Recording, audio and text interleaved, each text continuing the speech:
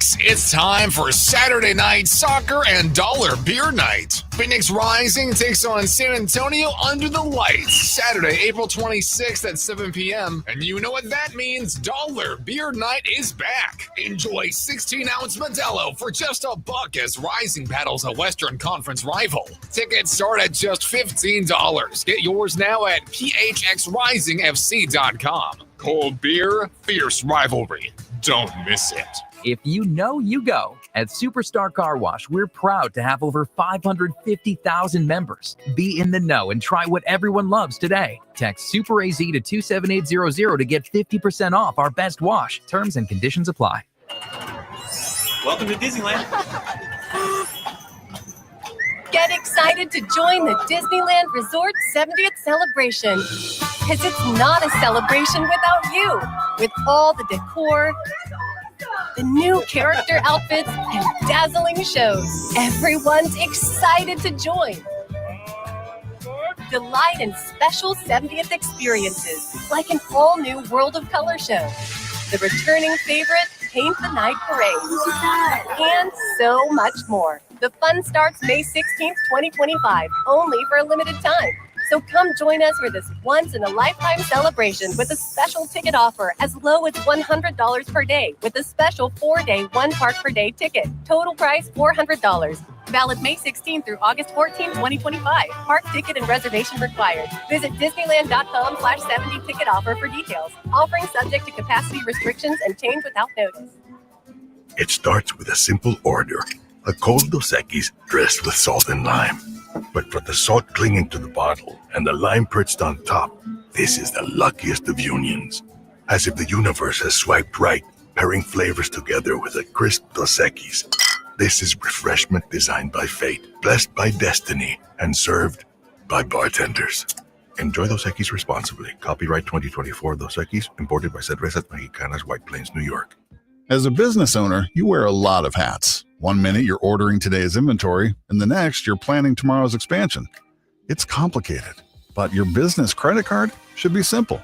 With the Signify Business Cash Card by Wells Fargo, you earn unlimited 2% cash rewards on purchases for your business, with no caps or categories to track.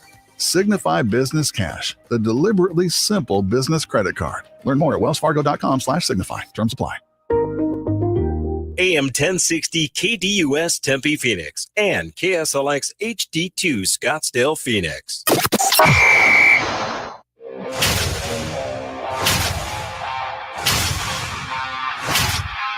It's the lunch break.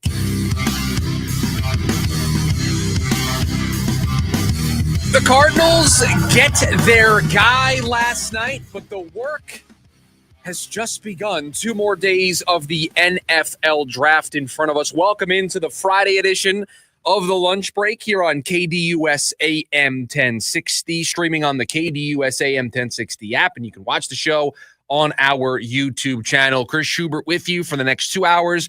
Evan behind the glass. A lot to react to from last night because all of the mystery is over, or most of the mystery is over. 32 picks down.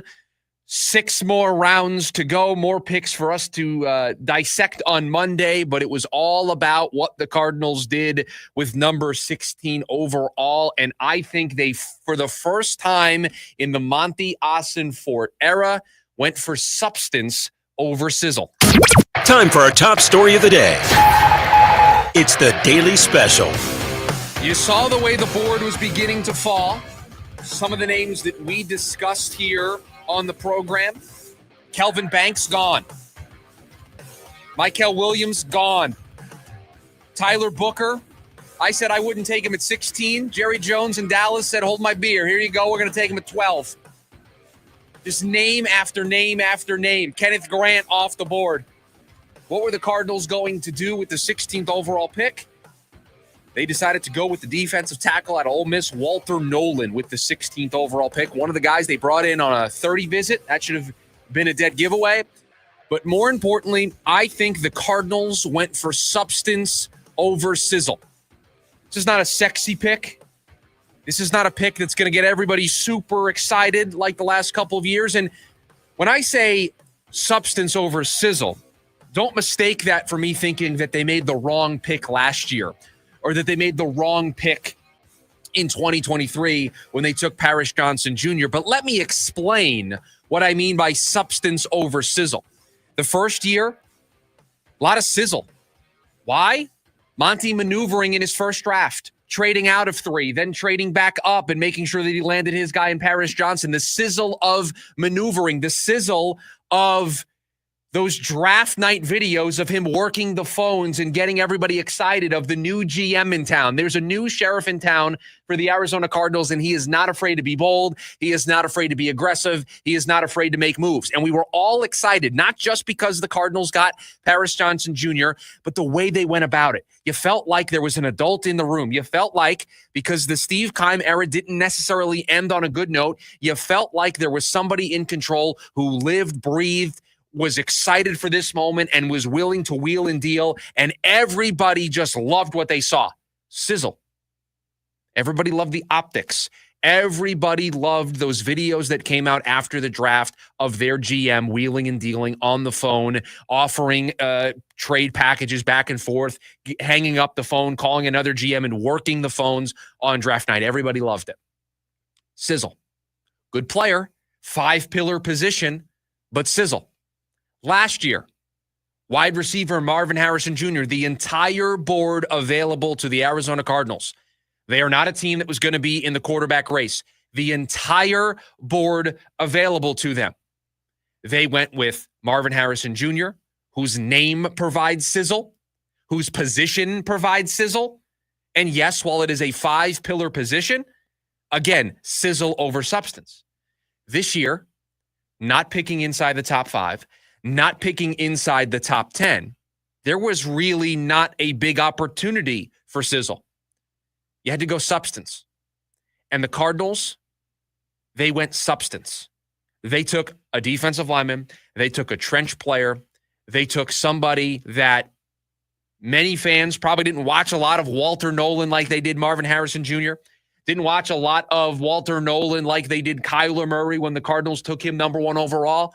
But this is a meat and potatoes pick in a meat and potatoes draft. The strength of this draft, the trenches.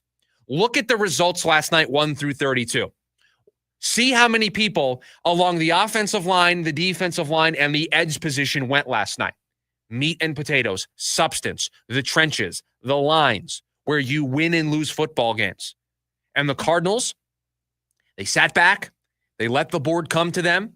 They didn't trade out of the pick. We'll talk about that decision a little bit later on here in the program.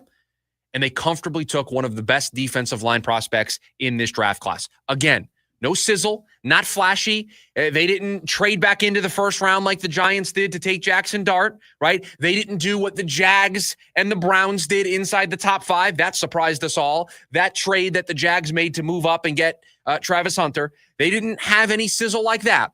They just made a good, smart football decision. They let the board come to them, and they took a player at a position of need. I know I wanted a wide receiver. You all heard me talk about that. But I said defensive line would not bother me in the slightest because you have a veteran-laden group there, and getting somebody. Can you imagine what this is going to look like if Darius Robinson reaches his potential and Walter Nolen reaches his potential? You've got your next Dalvin Tomlinson, Calais Campbell right now in the building. You don't have to worry about it. I mean, I would give this an A+. I know some people wanted edge. I know some people, like myself, wanted wide receiver. But I can't fault a team for going into the trenches and grabbing a player like Walter Nolen. I didn't think he was going to be there at 16, but they did a fantastic job landing their player. So an A+ the grade from me. And again, the last 2 years for the Cardinals has been about sizzle. It has been about the flair. It has been about the drama, the pomp and circumstance. This year, quiet, meat and potatoes. We're not going to. You ever go out for your birthday and they come over with the cake and everybody's singing and dancing and celebrating for you? That's what the Cardinals draft has been the last couple of years. This year, they went out for their birthday dinner. They didn't tell the waiter or the waitress that it was their birthday, and they just brought the dessert. They brought the steak. They brought the meat and potatoes, and everybody enjoyed a nice meal. That's what the Cardinals did last night. I loved it. Yeah, and I thought it was great to see them not panic. Like, this board went differently than I think you and I had expected, especially as we got into really that 9 area. of how is this going to fall. We talked about Banks getting down to 16. We talked about Michael Williams. Tyler Booker was another name that came up so many times. Stick to your board. Don't panic. Don't go off script. That was good to see as well. Well, and the other part of it, too, is we got some drama early with the Jags and the Browns making their trade. Just like, and I sent you this tweet right before the show. I don't know if you saw this, but I did. Adam Schefter pointed this out. Everybody wants to poo-poo this movie, but the Jags and the Browns working a draft night deal sounds like the plot of a really good movie about the NFL draft. They didn't give up 3 firsts. No, but in draft day, they gave up 3 seconds.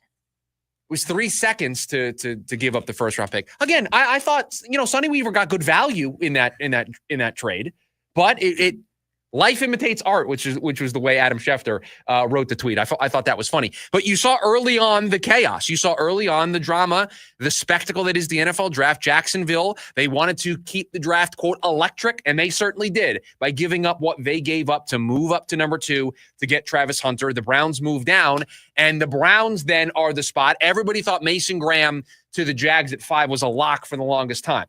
And then when we heard all of the speculation about them potentially wanting to spice things up, everyone was like, oh, Ashton Genty, Teteroa McMillan. That's where they're going to go. Well, they had one more trick up their sleeve. It was to move up for Travis Hunter. The Browns moved down. They gained an additional first next year, so they're armed with 2 firsts, and they got Mason Graham, and that kind of threw everything into flux where you were trying to find a Mason Graham landing spot before. It just ended up being the Browns a couple spots down. But I thought the Cardinals did an excellent, excellent job last night. And I'll use your word, Evan. They didn't panic. They just were comfortable with where they were at. We knew trading up wasn't going to happen. They only had 6 picks, right? They didn't have the draft capital, and I don't think they're interested in diving into next year's pool of picks to move up. So, because you could very easily have panicked. Banks off the board. Booker off the board. Michael Williams off the board. I mean, it's easy to be like, is anybody we like going to be on this board at 16? But they trusted their process, they trusted their board, and they got a guy that they loved in Walter Nolen. And when they do these press conferences, everybody, this is the guy we wanted. This is the dream scenario. I don't know where Walter Nolen was on their big board. I don't know where they had him. But I love this pick. I love the approach of going for the meat and potatoes, going for the trenches. And even after you spent the money all offseason long on defense, you didn't let that stop you from drafting a really good young defensive player that can help you moving forward. So I love the approach. I love the patience. And I enjoyed watching the Cardinals just be calm, cool, and collected last night. I agree 100%. And like you said, the way this board came out, things changed pretty early, and it caused a shakeup in the top 10. I thought Graham was going to get to maybe 10, maybe 11 yesterday and a couple of days before that, even though we had heard 5. And it just didn't go out that way. And with no quarterbacks other than Ward all the way up until 16, we also talked about how those players that the Cardinals were interested in weren't going to fall if quarterbacks didn't go. And they didn't. And okay, don't make a crazy move. Trust our board. And they made the pick. Yeah, and again, it would have been easy to panic. I mean, I'm just looking. 9, Kelvin Banks goes to the Saints. 11, Michael Williams goes to the 49ers. 12, Tyler Booker goes to the Cowboys. 13, Kenneth Grant goes to the Dolphins. 15, Jalen Walker. I mean, just guys that we thought made sense for the Cardinals positionally and where they're going to be picking all just went in front of them. It was a run on players that we thought made sense for the Cardinals. You knew Nolan was still on the board. Jahdae Barron was still on the board. My guy, Derek Harmon, was still on the board. Matthew Golden was still on the board. So they did have options.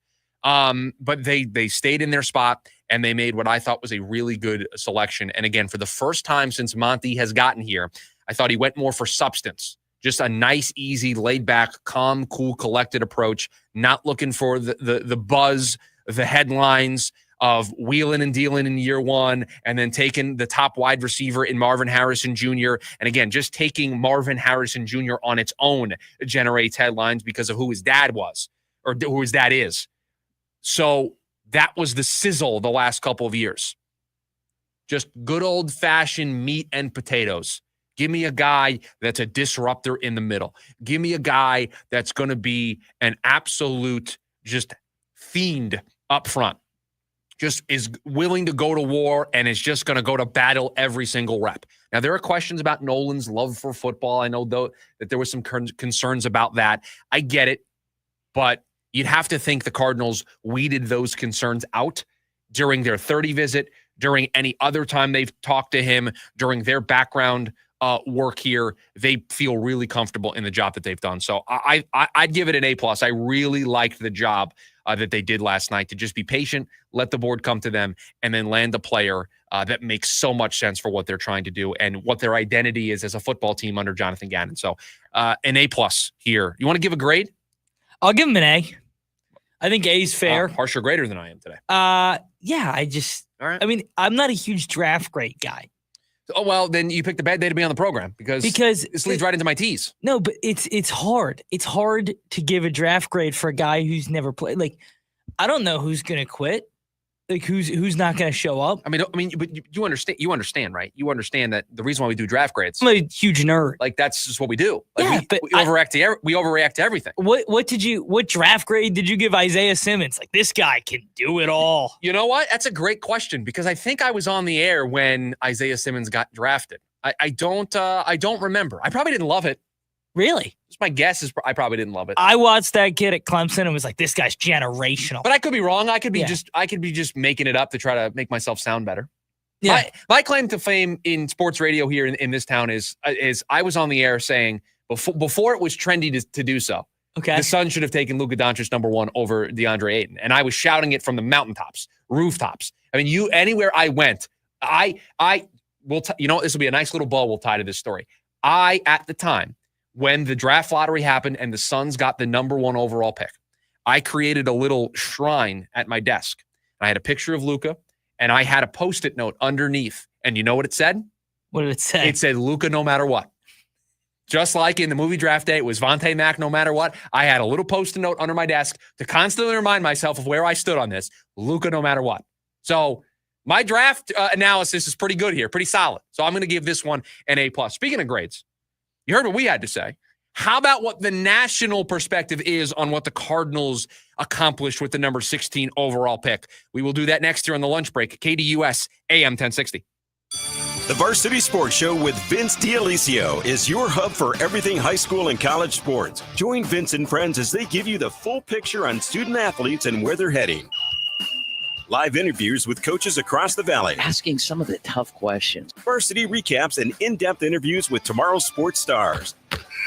The Varsity Sports Show with Vince D'Alessio. Live every Saturday morning from 9 to 11 a.m. Here on KDUS AM 1060 and on the KDUS 1060 app.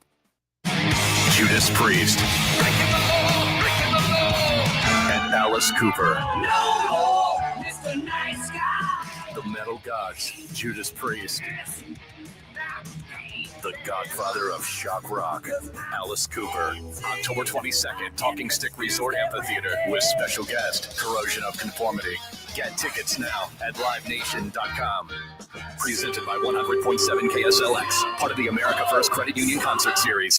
When my wife and I got married after both graduating law school, we didn't have 2 nickels to rub together. Ultima had to give me her gas card just to drive home. We never could have imagined that one day we would have the largest injury firm in the world and $25 billion in money collected and counting. As good Catholics, we had 4 children fast. They all work in the firm today. Our family protecting yours.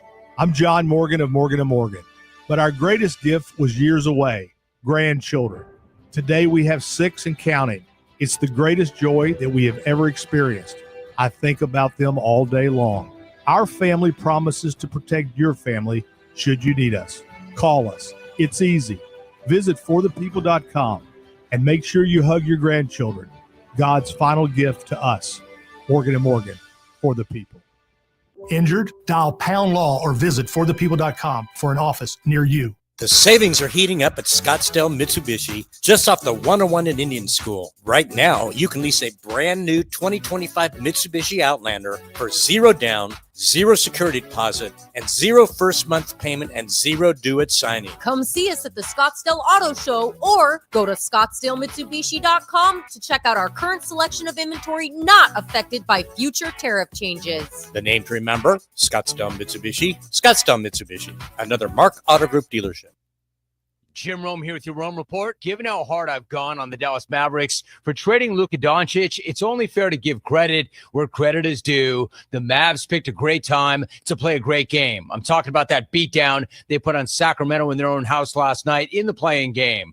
They lived to fight another day and to get the entire planet off of Nico Harrison's back for at least one day. And the guy Nico traded Luka for, Anthony Davis, had everything to do with it, going off for 27-9. Now, don't get it twisted. It's still the worst trade ever. Let's not act like the Mavs just won an NBA championship, something they actually nearly did with Luka.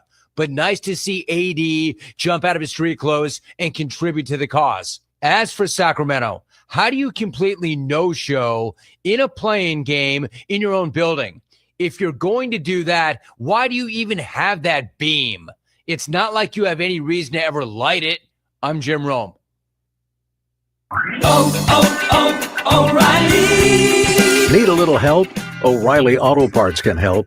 Need advice? We've got advice. No matter what you need, we have thousands of professional parts people doing their part to make sure you have it. Exceptional customer service. Just one part that makes O'Reilly stand apart. The professional parts people. O'Reilly Auto Parts. Warning, the national debt is spiraling out of control. Trade wars are causing record volatility, and inflation could make a devastating comeback. Will you sit on the sidelines and wait, or will you take action today to help protect your hard-earned retirement savings? And what if you could do it tax and penalty free? Find out more by requesting your free 2025 gold and silver kit from the top-rated precious metals company, Goldco. Plus, you could get an unlimited instant match on bonus silver if you qualify. Call 855-969-GOLD to learn more. That's 855-969-GOLD. Performance may vary. You should always consult your financial and tax professional. James Out West, your home for sports down here in the desert. Join James and Pat the Stat Guy as they recap the weekend and dive deep into the numbers for the NFL, NBA, college sports, and more. That's 5 seasons of 1,200 yards. Player stats, team numbers, and contracts are just the start of the discussion for James and Pat. He started 815 career games. He threw 749 complete games. There's no hiding when it comes to stats. It's James Out West every Monday night from 7 to 8 p.m. right here on KTUS AM 1060 and on the KTUS 1060 app.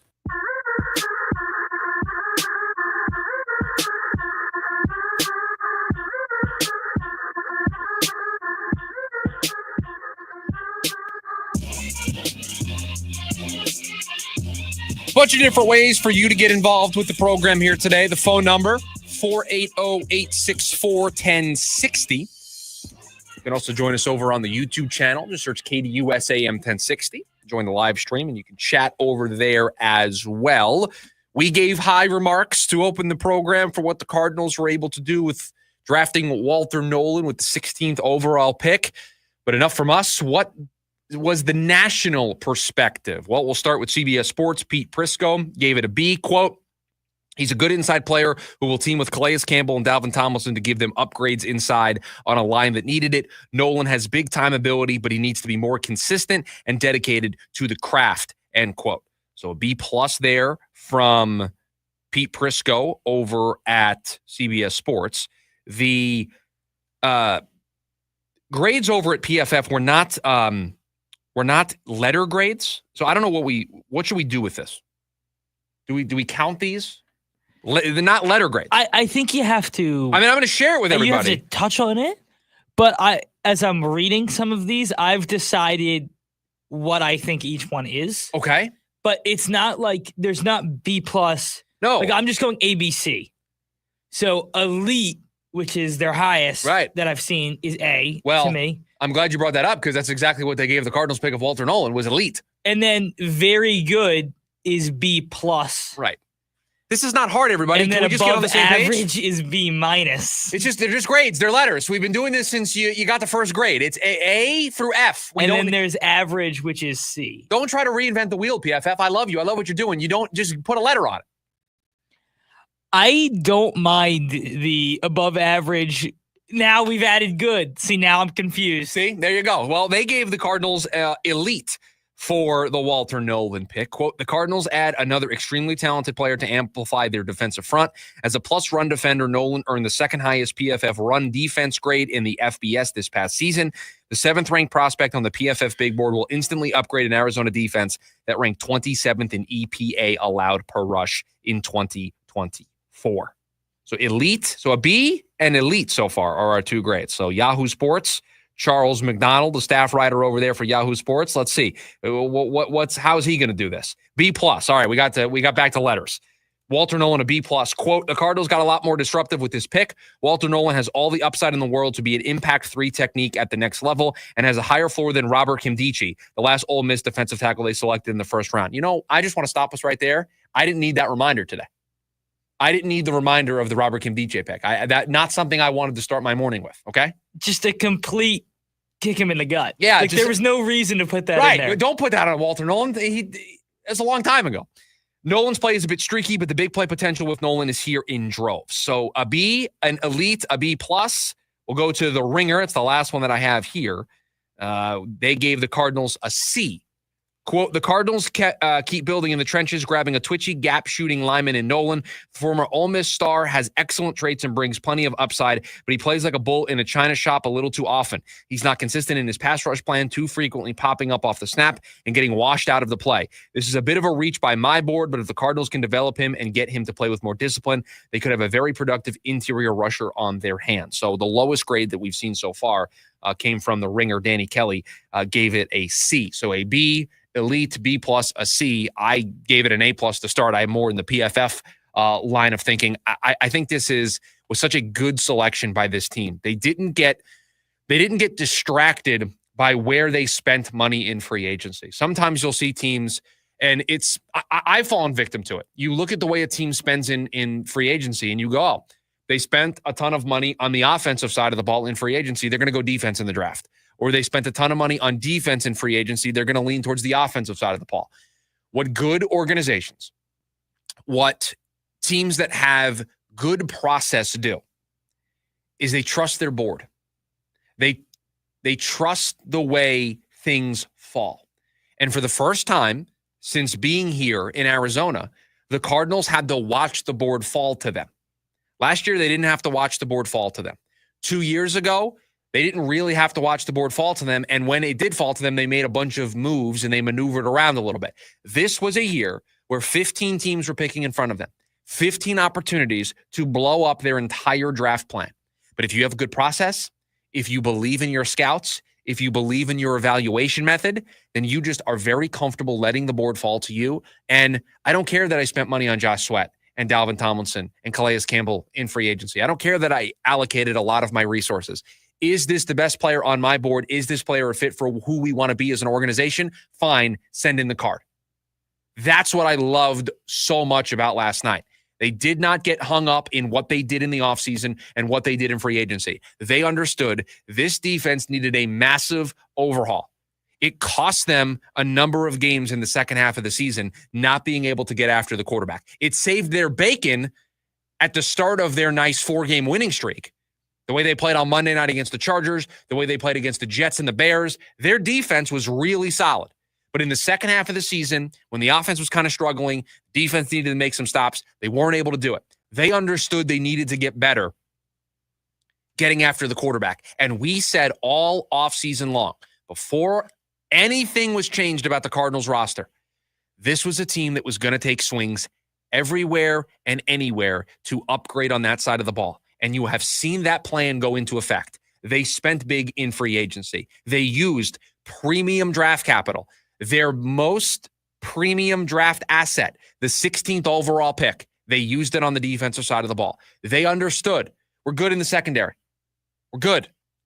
We're good on the offensive line. Mostly we could use an upgrade at right guard, potentially a long-term right tackle starter when Jonah Williams is left. We've got our quarterback. We've got our left tackle. We've drafted a wide receiver. We've got our running back. We've got a playmaking tight end. We have got a supporting cast. Do I think it could be better? Yes, but overall, they've got a decent supporting cast.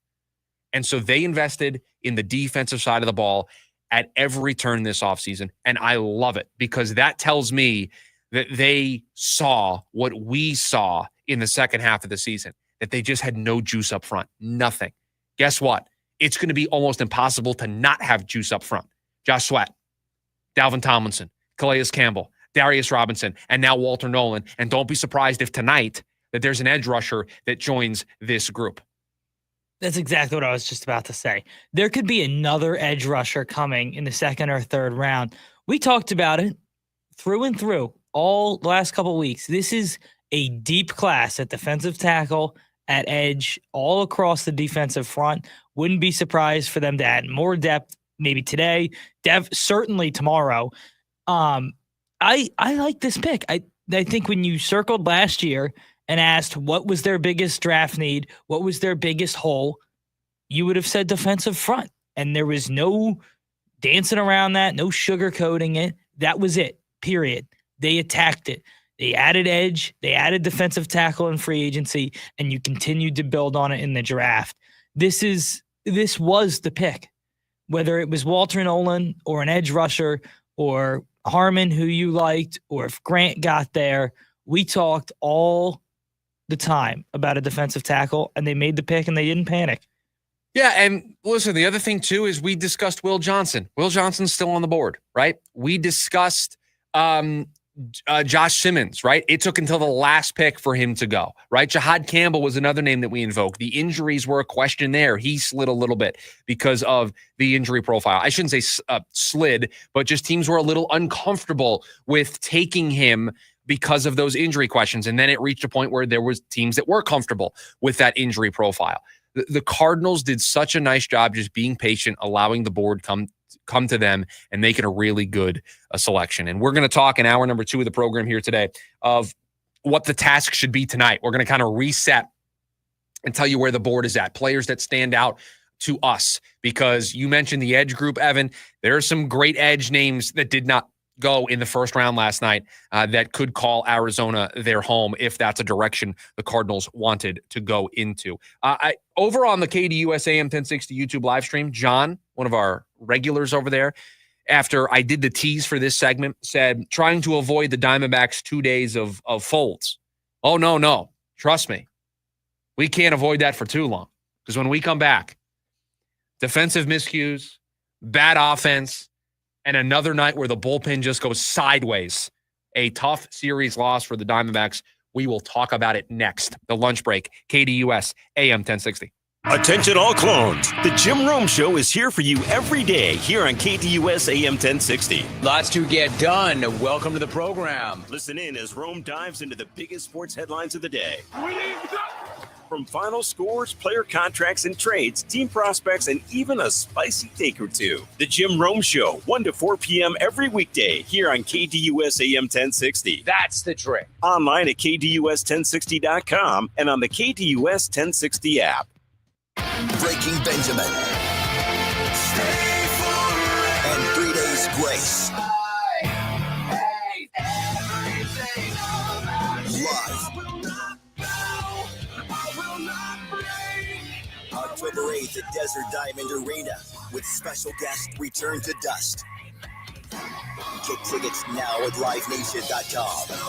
Don't miss Breaking Benjamin and 3 Days Grace, presented by the Big Red Radio. I'm Mark. And I'm Colina. We've purchased 2 Fulton homes in the last 7 years. We would never buy anywhere but Fulton homes. We actually tried other builders, looked at them, and nothing compares to Fulton quality. We're repeat builders with Fulton. It's been an amazing process, and we would never go anywhere else after experiencing it. The process working with the Fulton team was great. They cared. We got updates, and you could just tell how much they were excited, almost as much as we are. Fulton is so good at the homes they build. The quality you get is just really unmatched. They continue to care about us as a client, even though we've now finished the sale. I admired their communities because they were always a step above. The amount of landscaping, the way it was always groomed. They add the features that you want to be outside, you want to be in the community. And that matters to us. We want to be outside, not just in the home. And all the amenities are just amazing. We would buy Fulton Homes again in a heartbeat. I don't think we'd consider anybody else. Fulton Homes. You're proud to own, we're proud to build. Right now, at Mark Mazda in Scottsdale, you can lease a brand new 2025 Mazda CX-30 for just $249 a month, plus tax for 36 months, with just $29.99 down. The name to remember? Mark Mazda. Mark Mazda. On approved credit plus $998. DQ presents... Picture this. Picture your favorite DQ treat. Is it a Blizzard treat? Maybe a cone? Are you feeling a shake? Could be a dilly bar kind of day. Or a peanut buster parfait. I'll wait for you to pick. Okay, now picture your favorite treat right where it belongs. In your hand. Or your car cup holder. Your bike basket. Or your special treat fanny pack. Wherever it is, stop picturing it and get your real hands on a real DQ treat today.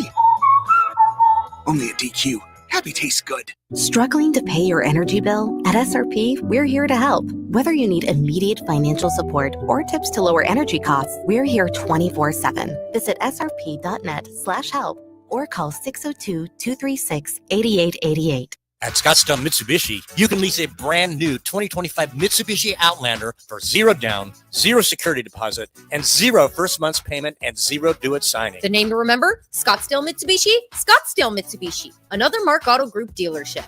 Today at Denny's, buy an original Grand Slam or an All-American Slam and get another for just $1. It's the biggest, yummiest deal in America. One slam for $1. Only at Denny's. Valid at participating locations for dine-in only. Limited time offer.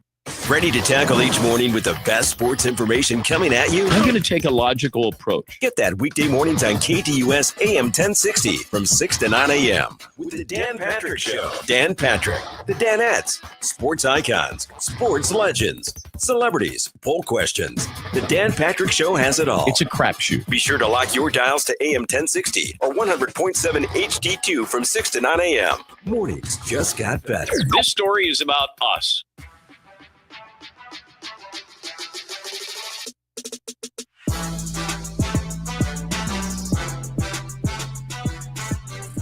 Where should we start with last night's game from the Arizona Diamondbacks? I don't know where the right place to start is. I know what is bothering me the most today. I know what has me up in arms today. And our morning meeting turned into a vent session with some people in the building who are upset about the Diamondbacks and what happened last night, because I am floored by what I saw in the ninth inning by this team. I am flabbergasted by the decision made by Torey Lovello to keep Ryan Nelson out there in the ninth inning. The bullpen continues to be the story for the Arizona Diamondbacks. They didn't have a whole lot offensively last night after the first couple of innings. Corbin Burns, an error. We can talk about the defensive miscues. But right now, the top story for the Arizona Diamondbacks, the reason why they've lost the last couple of days, the thing that is going to keep them from gaining ground and staying relevant in the National League West right now, is their bullpen. Their bullpen is a house of cards. Their bullpen is inconsistent across the board. There is one guy down there that I trust. There is one guy that I think we can count on a regular basis, and it's Justin Martinez. And the problem with him is he's dealing with some fatigue. Before seeing him 2 nights ago, it had been nearly a week since we had seen him. So the most consistent guy, the guy that I have the most faith in to be able to get outs, I don't know if he's going to be available. You knew going into the game last night, Justin Martinez, just coming back from this fatigue issue, wasn't going to be available in back-to-back days. You just knew it. So you knew you were going to have to figure out a way to get through this game without Justin Martinez. You're already down A.J. Puck, so you're down both of your closer options. Kevin Ginkel had a rehab assignment yesterday. Numbers weren't great, but it's numbers on a rehab assignment. We're not going to care too much about them. So he's still not back. So the 3 guys that you would consider for this closer spot, not available. And so you have Jalen Beeks coming to the game after Burns gives you 5 1/3. And 5 1/3, 1 run allowed, 8 strikeouts. The error is the lasting image from that game last night for Corbin Burns. Maybe allowed him to not get through 6 innings.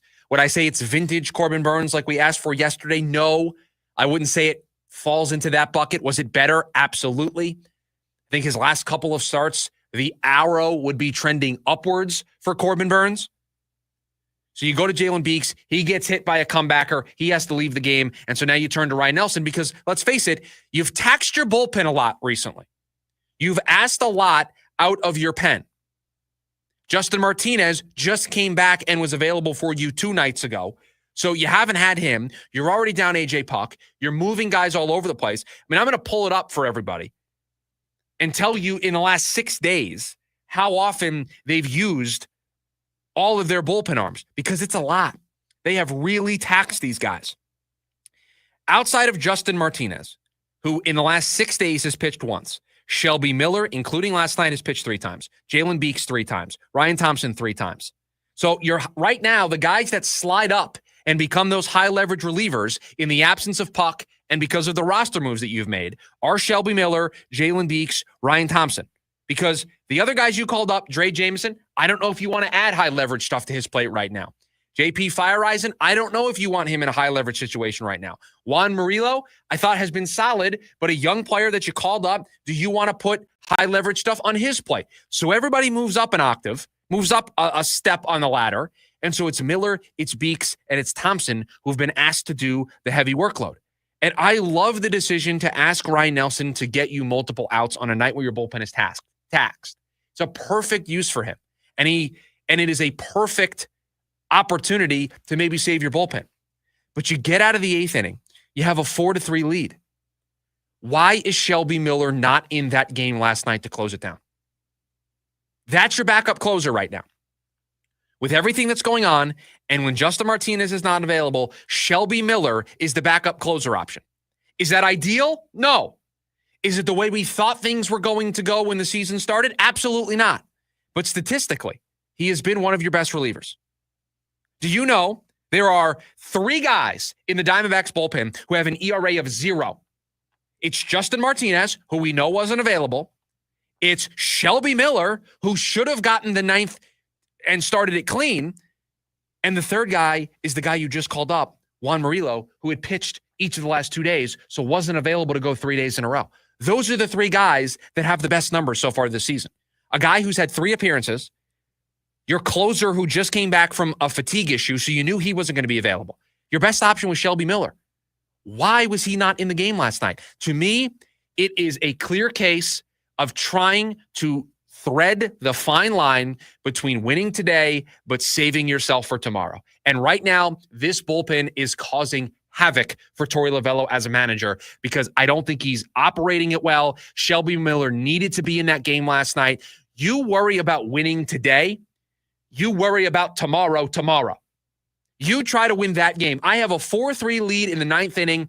I need to get 3 more outs. Shelby Miller needs to be up as my closer in that spot. At no questions asked. Shelby Miller, who is my backup closer right now, he is my number 2 option. It is a 1-run game. This is not a 4-run, 5-run lead that then went sideways and then you got Shelby Miller up. It's a 1-run game in the 8th inning. Why is he not up ready to go? I thought it was mismanagement across the board, and this bullpen is a major problem right now.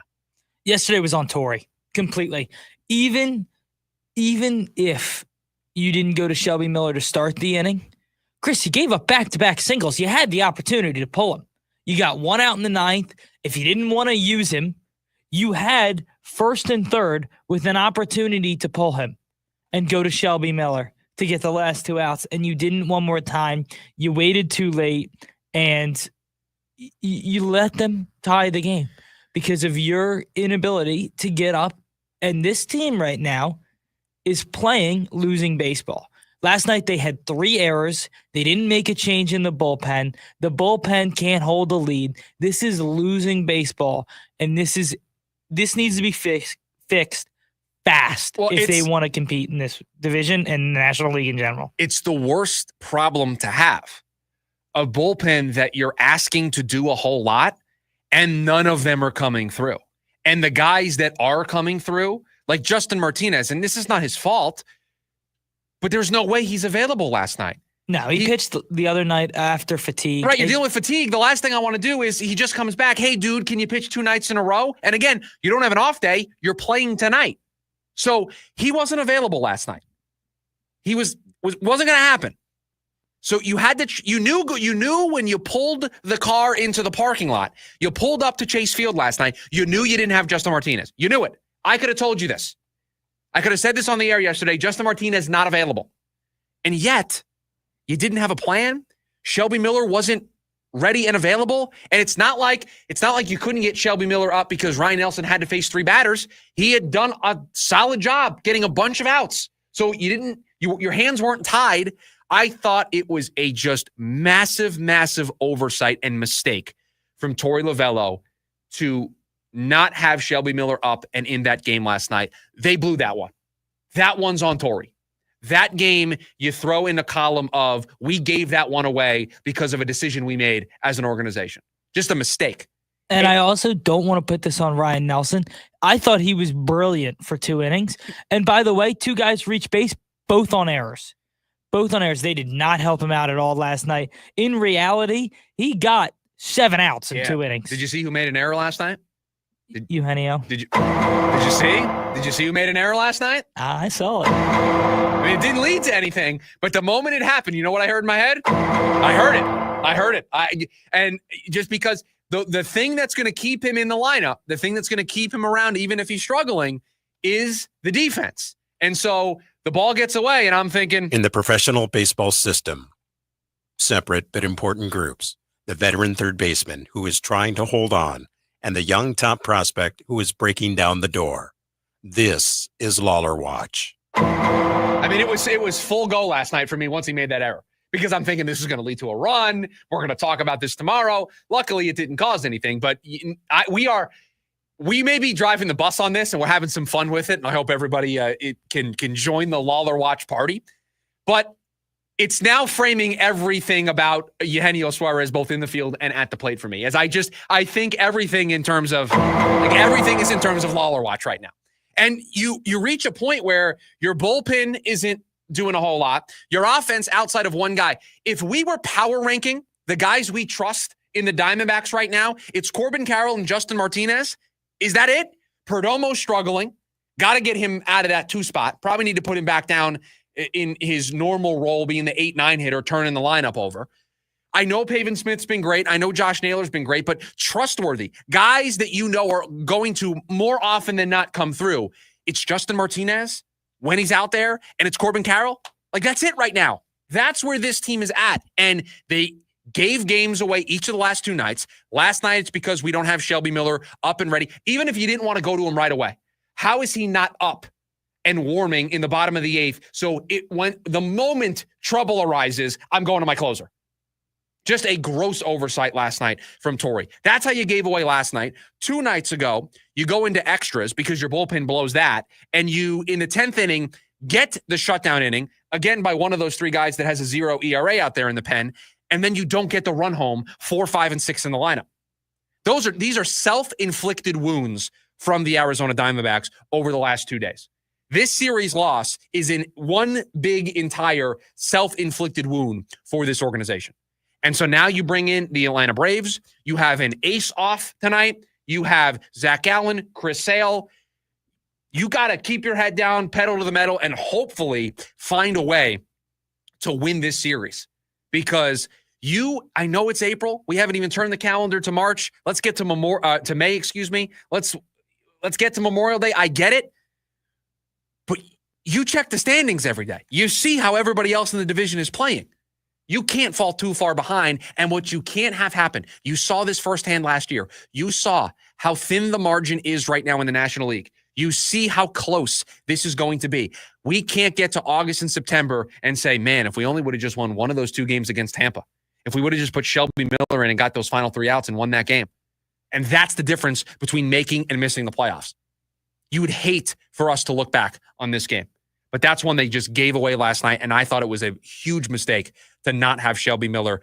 I would have put him in the 9th inning, but if you wanted to roll with Ryan Nelson, at least have Shelby Miller up. I think it was a massive, massive blunder. And I think I defended Torey last Friday against the Cubs, was dealing with half a deck of cards, did not have the full arsenal.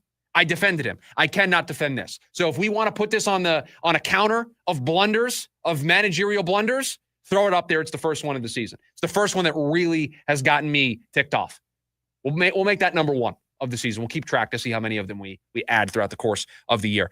Coming up on the other side of the break, wrap up hour number one of the program. They stood pat last night, and they made a pick at 16. Did the Cardinals miss an opportunity? That's next, the lunch break. KDUS, AM 1060. Join in on the Sports Zoo on your ride home from work with Dave Rooster Bierstein. Join Rooster as he lays down what's happening around sports and makes it clear what's on his mind. Oh, my. Catch the day's craziest stories and some of the latest numbers from the sports books across the valley. The Sports Zoo with Dave Rooster Bierstein. Yeah, I think that's kind of a wild option. Weekdays 5 to 6 p.m. on KDUS AM 1060 and on the KDUS 1060 app. Yo, this is Flavor Flav, and I am coming at you with one of my flavor faves, Raisin Cane's. So when you're looking for flavor fast, order in a flash, online or on their app. Raisin Cane's. One love. Every day, savings, energy efficiency, rebates. Every day at APS, you have ways to save energy and money. We know how important it is to keep your bill as low as possible. That's why we offer programs to help you manage your energy use. Schedule a home energy checkup for savings recommendations tailored to your home. Find rebates on smart thermostats. Compare your rate plan options and switch to the plan that would have saved you the most money. Find ways to save at aps.com/brighter. Hey, Mike Barrow from Barrow's Pizza here. The way we see it, family isn't just a cherished thing, it's everything. For us, that starts with our Grandma Angelina's family recipes brought over from Sarconi, Italy, like our sweet and tangy pizza sauce, 100% real mozzarella, and our fresh dough made every morning. And because every Barrow's is family-owned, never franchised, we personally make sure the quality's there at every location. So stop in and give Barrow's Pizza a try. It's authentic food from our family to yours. Fulton Homes is bringing legendary Fulton quality back to the West Valley. Explore 4 exceptional West Valley locations with more standard features and thousands of ways to personalize your home. Find out why people buy Fulton Homes over and over again. Fulton Homes, you're proud to own, we're proud to build. The savings are heating up at Mark Kia in Scottsdale. Right now, you can lease a brand new 2025 Kia K4 for just $169 a month for 24 months with just $19.99 due at signing. You heard right. A brand new 2025 Kia K4 for under $200 a month. Go to markkia.com and check out our current selection of inventory not affected by any future tariff changes. The name to remember, Mark Kia. Mark Kia. 10,000 mile per year lease. Payment plus tax title license and $998 doc fee. Offer expires April 30th, 2025. Cap off your work week with ASU baseball right here on KDUS AM 1060. This Friday night, join the Sun Devils as they continue to give it their all against BYU. Tim Healy will have the call live this Friday evening. Game 2 between ASU and BYU on the Diamond. Pre-game starts at 6:15 p.m. with first pitch at 6:30. Live on KDUS AM 1060. Online at KDUS1060.com/Sun Devils and on the KDUS AM 1060 app.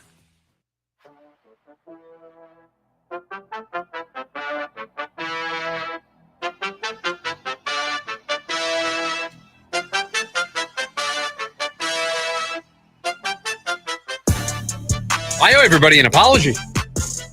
In that last segment, we were talking about Eugenio Suarez and the struggles that he had, and you know, I played the. We didn't even actually do the full Lawler watch. You have the numbers, Evan, don't you? You have the. Oh, I got them. The floor's yours, my friend. I want to start by saying finding a box score for the Reno Aces is difficult. So I walk into the control room, and the first words out of Evan's mouth are, "Do you know how difficult it is to try to find a minor league box score?" So you were struggling to find it, but you did. And we were then reminiscing on Jake McCarthy had a good game, Trey Mancini's down there in Reno, Blaze Alexander's down there, and then Jordan Lawler. Yeah, what a squad they have. Christian Pache in center field. Christian Pache's down there. Yeah, they've got a squad. Anyway, but Jordan Lawler, 2 for 4 last night. Both runs. Both times he was on base, he scored a run. He also walked and stole a base. It's his 10th bag, by the way, in 24 games. He's now hitting 341 with a 1060 OPS. Yeah, listen. I get it. I hear everybody saying, how do you know he's going to come up to the big league level and hit because he struggled the last time? That was 2 years ago. And I know there's value in him just continuing to get the reps and build the confidence. And it is the PCL. It's a hitter's league. I get it.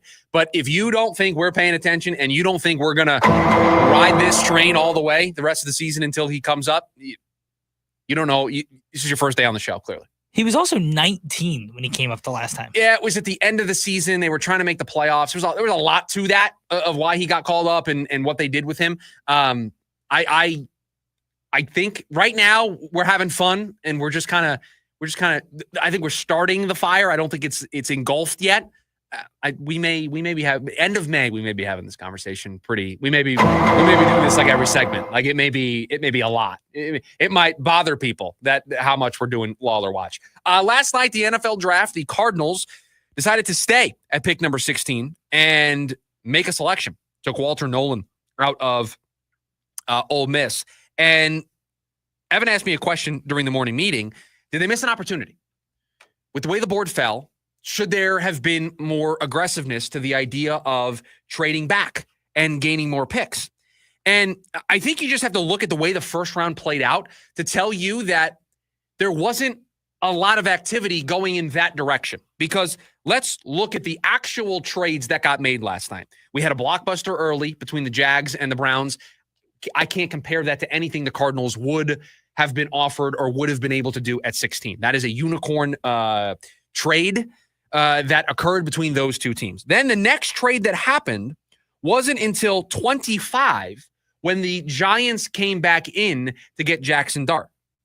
Did you think? Congratulations, by the way, on that pick. I did get that one perfectly. We graded our mocks this morning. I did better than you. I didn't have a great year, but I did better than you. And I took some big swings.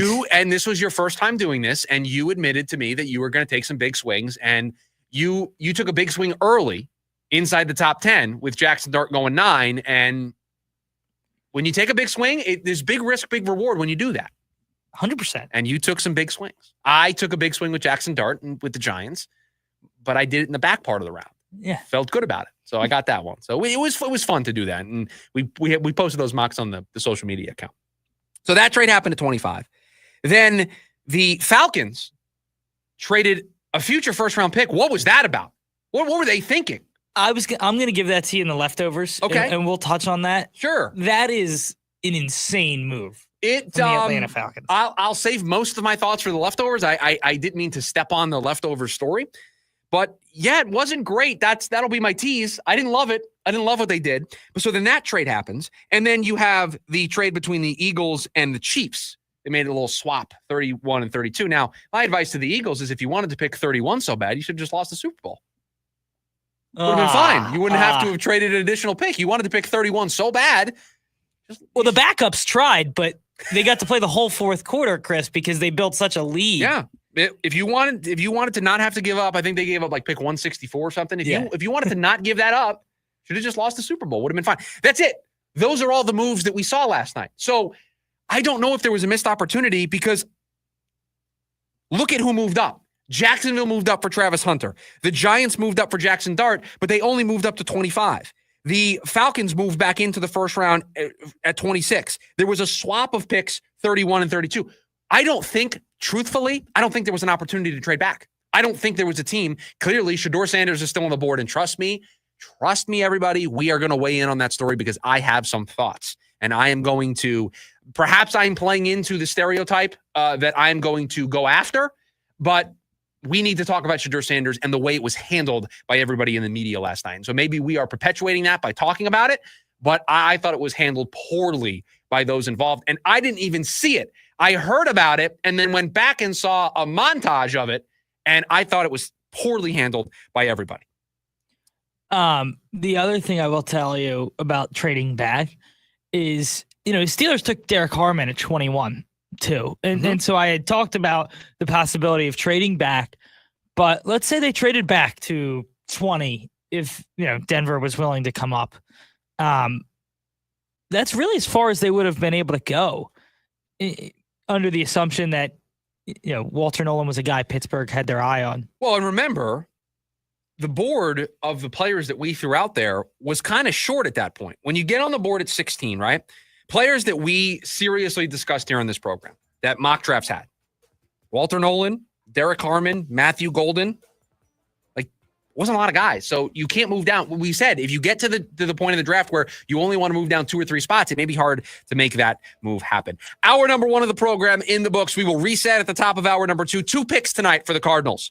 What do they need to target? That's next in the lunch break. KDUS AM 1060.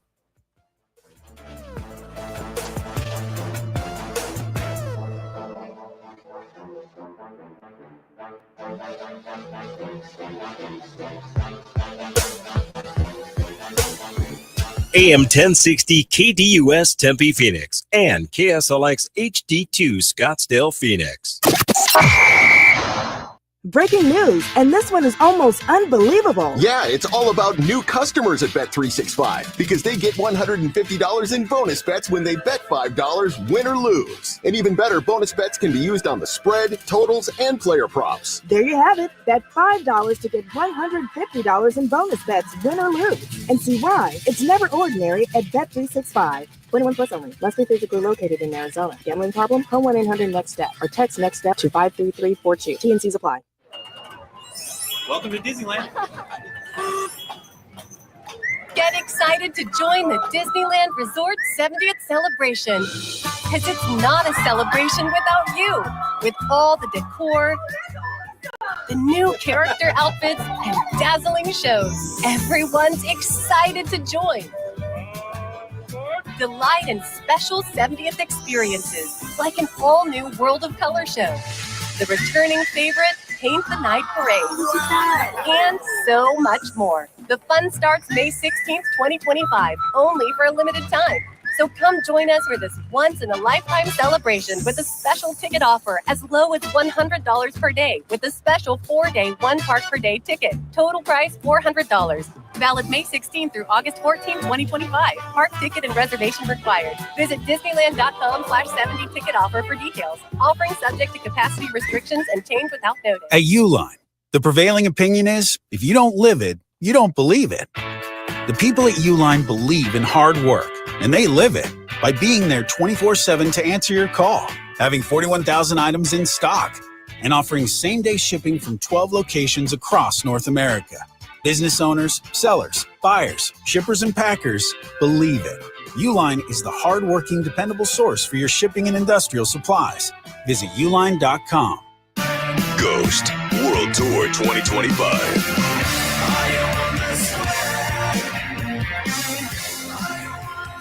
Ghost Theatrical Heavy Metal Arena Rock. August 11th, Footprint Center. Tickets on sale now at livenation.com. Don't miss Ghost.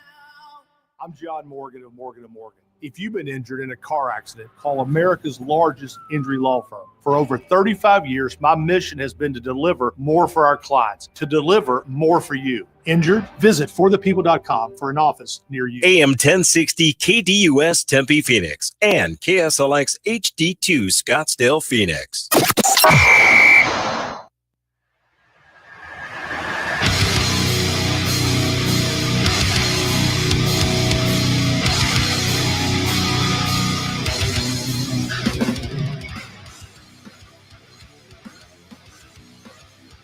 12 o'clock hour of the lunch break here on a Friday. Welcome you in. One more hour for us before we hit the weekend. We get to sit back and enjoy night 2 of the NFL draft tonight. Cardinals will be making 2 selections. They pick in the 2nd and 3rd round after taking Walter Nolen, the defensive tackle out of Ole Miss last night. They will reset. They probably have already reordered their board, set it up with all of the players that are still available, and they'll make 2 more selections tonight to add to their roster. And I'm looking at the ESPN draft cast in front of me, and it has the needs for the Arizona Cardinals, and it has edge, it has wide receiver, it has corner, it has offensive guard, and it has D tackle. But the D tackle one it's got a little green bubble because they took a D tackle. So edge, wide receiver, corner, offensive guard. These are the positions that we have been talking about. And I'll tell you that the board is somewhat favorable for the Cardinals when it comes to those positions. I think outside of Shedeur Sanders still being available, a player that is surprisingly still on the board is Will Johnson, the corner out of Michigan. And we spent a lot of time this week, early in the week, talking about how some of the medicals for Will Johnson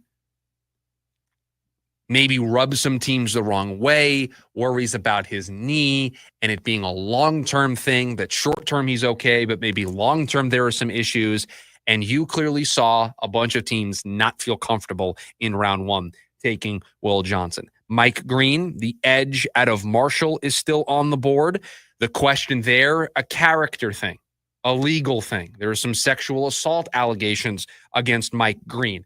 The reason why he still is on the board. You look at the edge out of Boston College, whose name I'm not even going to attempt to pronounce and butcher here on the air, is a name that people have talked about as a potential first-round edge guy. I mean, you look at the edge, right? Mike Green, the edge out of Boston College, Nick Scorton out of Texas A&M, just a couple of the names that I thought could have gone on night one at that group. All three of those guys still available. You look at corner. Will Johnson mocked in the first round pretty regularly. Trey Amos, the Ole Miss corner, mocked pretty regularly. Siobhan Revel Jr., the corner out of East Carolina, saw him mocked a little bit in the first round. So 3 corners, 3 edge guys. You want to look at wide receivers? This is interesting to me. Jaden Higgins still on the board. Luther Burton still on the board. Jalen Knowles still on the board. Kyle Williams, Jack Beck. Just a couple of the names that are still available atop the wide receiver group. I don't think there's a home run hitter left. T-Mac, Egbuka, Matthew Golden, all gone, all off the board. Those were the 3 guys I would have championed pretty hard for in the first round. Cardinals didn't want to go in that direction.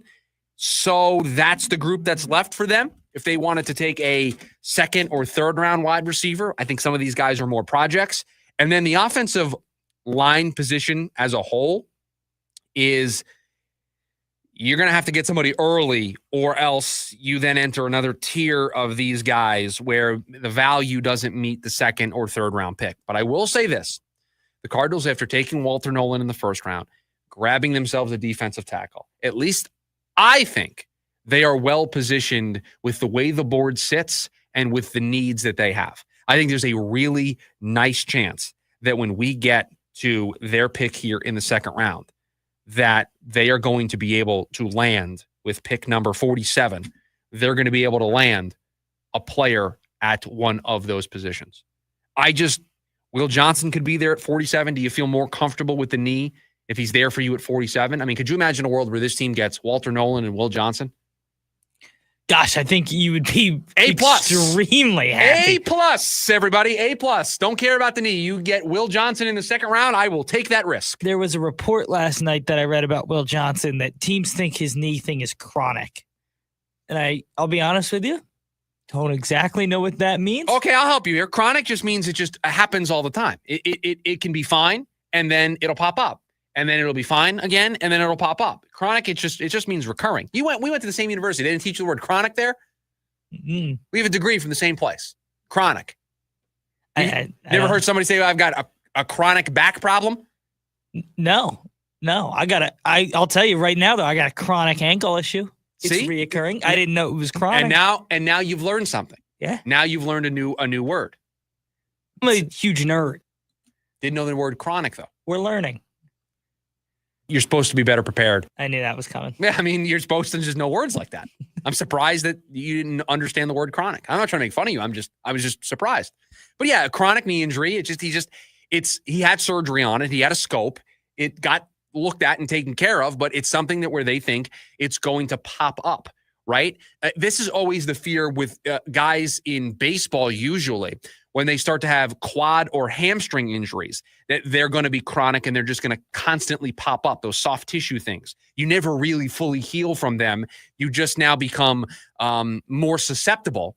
You know what susceptible means? Yes. Okay. I got that one. More susceptible to that coming back, for it to be more reoccurring. And so I could see some teams being very, very concerned about in the first round paying a guy all that money if we're going to be doing this dance of his availability. Whereas if I take somebody in the second round or I take somebody in the third round, they are a rotational piece that I hope becomes a starter. It's more of a projection, right?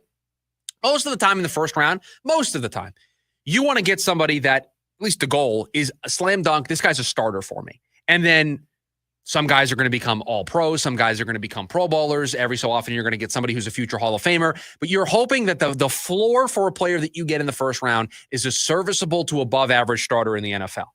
The later we get into the draft, the second, third round, and then when you get into day 3, projects, incomplete players that maybe have a flaw because of an injury question or the system that they played in, and you don't know how it's going to translate to the NFL level. You take guys with warts. You take guys with some flaws, and you have to determine when you feel comfortable with the warts and flaws of a certain player. I think it will be early tonight where teams are more comfortable with Will Johnson and his flaws, and his flaw being that he may have a chronic knee issue, that he has a knee issue that teams are clearly concerned about. I think you're going to find a place where teams are going to start to be comfortable. Could it be before 47? Yeah, I think it's going to be tough for him to get to 47. I think if the Cardinals really want to make sure they get him, they're going to have to move up. And again, they're not in a position necessarily to do that. And I loved what they did last night. And I think they're going to have a very similar feel tonight where they're just going to be patient. Let the draft come to you. Sit back, relax, see how the board falls. There's going to be a run on offensive linemen. I think there's going to be a run. I mean, think about this real quick. You have Shedeur Sanders, you have Tyler Shuck, you have Jalen Milroe. All 3 of those quarterbacks are still on the board. I see Cleveland with 2 picks in the second round. I see the Raiders with a pick at 37. I see the Saints picking at 40. I see the Jets picking at 42. I see the Rams picking at 46, the Colts picking at 45. Any of those not sound like quarterback landing spots? Could you see a world where any of those teams take one of the 3 quarterbacks that's still left? They all could be interested in Milroe, Sanders, or Tyler Shuck. I named 6 or 7 teams, and there's 3 quarterbacks that we think could go in the top of the second round. You know who's not involved in that mix? The Arizona Cardinals. And so if 3 quarterbacks go in the 14 picks in front of them, it stands to reason that the board's going to fall pretty nicely to them here in the second round. And everybody that you talk to about this NFL draft, this is the sweet spot.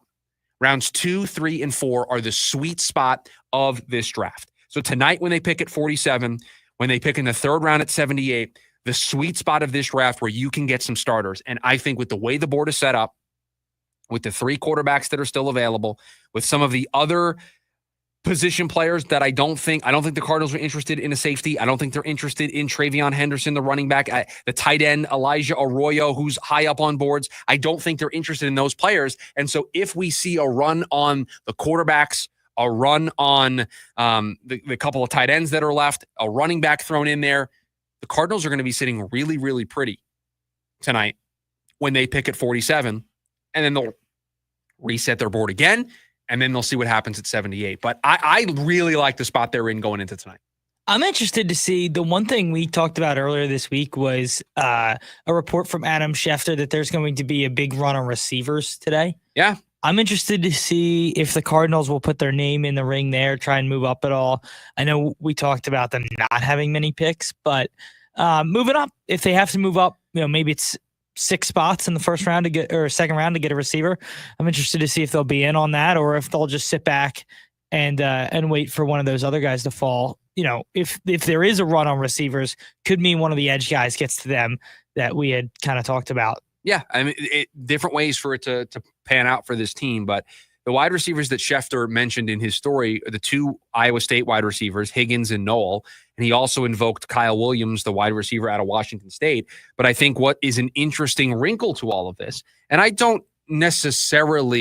not surprised that he's still on the board, but Luther Burden III still being there is an additional layer to all of this. I don't know if I think some people thought he would go in the back part of the first round to be that 4th wide receiver that goes. He didn't. Cleveland, we said that they could take Travis Hunter. Could they take a wide receiver? Could they start this run? They've got 2 picks in the first 4. Could they take Shedeur Sanders and then take Luther Burden with 2 of their picks? That's certainly possible. And guess what? Only one of those players overlaps with what the Cardinals may be trying to do at 47. I really think they're in a very, very, very strong position going into tonight. And again, when you're dealing with limited draft capital, which is what they only have 6 picks. I really like the way this board sets up. This is where the value is.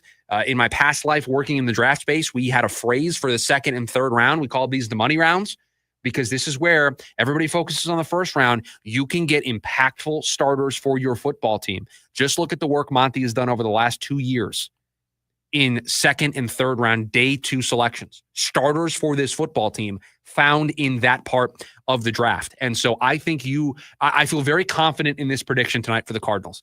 The 2 guys that they take tonight, if they make both picks, will both be starters for this team this upcoming season. That's how confident I am in the way this board plays out and what I'm hearing about this draft class in particular and this range of the draft. I think the Cardinals are going to find 2 starters tonight to go along with the starter. He'll be a rotational piece at the beginning because they have 400 defensive linemen now. They went from having none to 400. But they're going to add 2 starters tonight. That's my prediction. Another guy that we talked about that in the leftovers a lot was Schlesinger at UCLA. The linebacker, Carson Schlesinger, yeah. That's another guy who a lot of people have high in the second round, who was kind of a late climber. Listen, Daniel Jeremiah had him as his 40th overall prospect. It'll be interesting to see if he gets to the Cardinals if they think about it. Yeah, not a position of need, but yeah, I wouldn't hate that. I'd like that a lot. I think that would be really good value to get him at 47 tonight when the Cardinals are on the clock. If you want to join the conversation, a couple ways for you to do so here as we react to everything from night 1 of the NFL draft and get you ready for night 2. You got 480-864-1060. That's the phone number. That's how you can call into the program. Would love to hear from you. You can also join us over on the KDUS AM 1060 YouTube live stream. We are live every single day over there with the video version of the show. So if you want to watch the show instead of just listening to the program, you want to see myself, you want to see producer Evan, you can do so over on the KDUS AM 1060 YouTube channel. When we come back, Matt Ishbia wants him. But why would he pick the Phoenix Suns? That's next. The lunch break. KDUS AM 1060. Hey listeners, Vince DeLisio here. This week is JUCO Sports Week. Saturday morning, we are live from Phoenix College's Hoy Stadium, where the Hohokam Junior College Athletic Conference is hosting fall tryouts. We kick off our broadcast at 8 a.m. on Live 365, then move to AM 1060 at 9. You'll hear from football coaches from the Mustangs, Scorpions, Sidewinders, Pumas, and Hawks. It's the Varsity Sports Show, Saturday morning at 8 on Live 365, then from 9 to 11 a.m. on AM 1060, KDUS, Arizona. A family called us recently after being told they had no case. But we found evidence many others had missed and helped them win the largest car crash verdict in Arizona that year. Hiring the wrong lawyer can cost you everything. Call the husband and wife law team first. Get your to-do list ready. The Home Depot just opened a new store in Surprise. So whether you're making simple upgrades or full-on renovations, the Home Depot has you covered with great prices on tools, materials, rentals, and more. Plus, order online or with the Home Depot app and get it all delivered to your door fast and free. Visit us at 16601 Cactus Road in Surprise and start your next project today with the Home Depot. Are you tired of seeing rust stains in your sinks? Call Culligan. Or scrubbing hard water scale buildup from your fixtures. Call Culligan. We can customize whole home solutions to address common water worries found in Phoenix. And now, for a limited time, you can get better water at every tap in your home for $0 down, no payments, and no interest for 6 months. Problem water is no problem for Culligan. Contact your local water expert today. Contaminants may not be in your water. Dealer participation may vary. See dealer for details. Hi, I'm Kamiko, the founder of Miko's Hot Chicken. When we started our family restaurant, we were also raising a family. But let me tell you, it wasn't easy. Our Chase Ink card was there to reward us on all of our business needs. Now we have a thriving location, and we're hungry for more. With the Chase Ink Business Unlimited card, you can earn unlimited 1.5% cash back on every purchase, so your business can go from here to possible. Chase for business. Make more with yours. Real business owners compensated for their participation. Cards issued by JPMorgan Chase Bank and a member FDIC, subject to credit approval. Terms apply. If you know, you go. At Superstar Car Wash, we're proud to have over 550,000 members. Be in the know and try what everyone loves today. Text SuperAZ to 27800 to get 50% off our best wash. Terms and conditions apply. I'm Dan Patrick, and this is Above the Noise. The Jacksonville Jaguars didn't just make a move last night. They made a statement. Trading up 3 spots to snag Travis Hunter came at a steep price. The number 5 pick, a second-rounder, and a future first. That's the kind of price tag usually reserved for quarterbacks. But in a way, the Jags might have gotten more than just one player, because Travis Hunter isn't just a cornerback and not just a wide receiver. He's both, and a legitimate impact at both positions. This wasn't a luxury pick. This was an investment in versatility and talent. You don't see athletes like him come around very often, and Jacksonville paid accordingly. This also signals something else. The Jags believe they're ready to win now. You don't give up a future first unless you think this is the piece that takes you over the top. And Hunter, he's a game changer on both sides of the ball.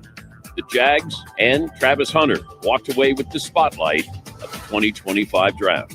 I'm Dan Patrick, and this is Above the Noise. We're here in Green Bay talking football, but let me shift gears for a second. If you're playing pickleball in your running shoes, we need to talk.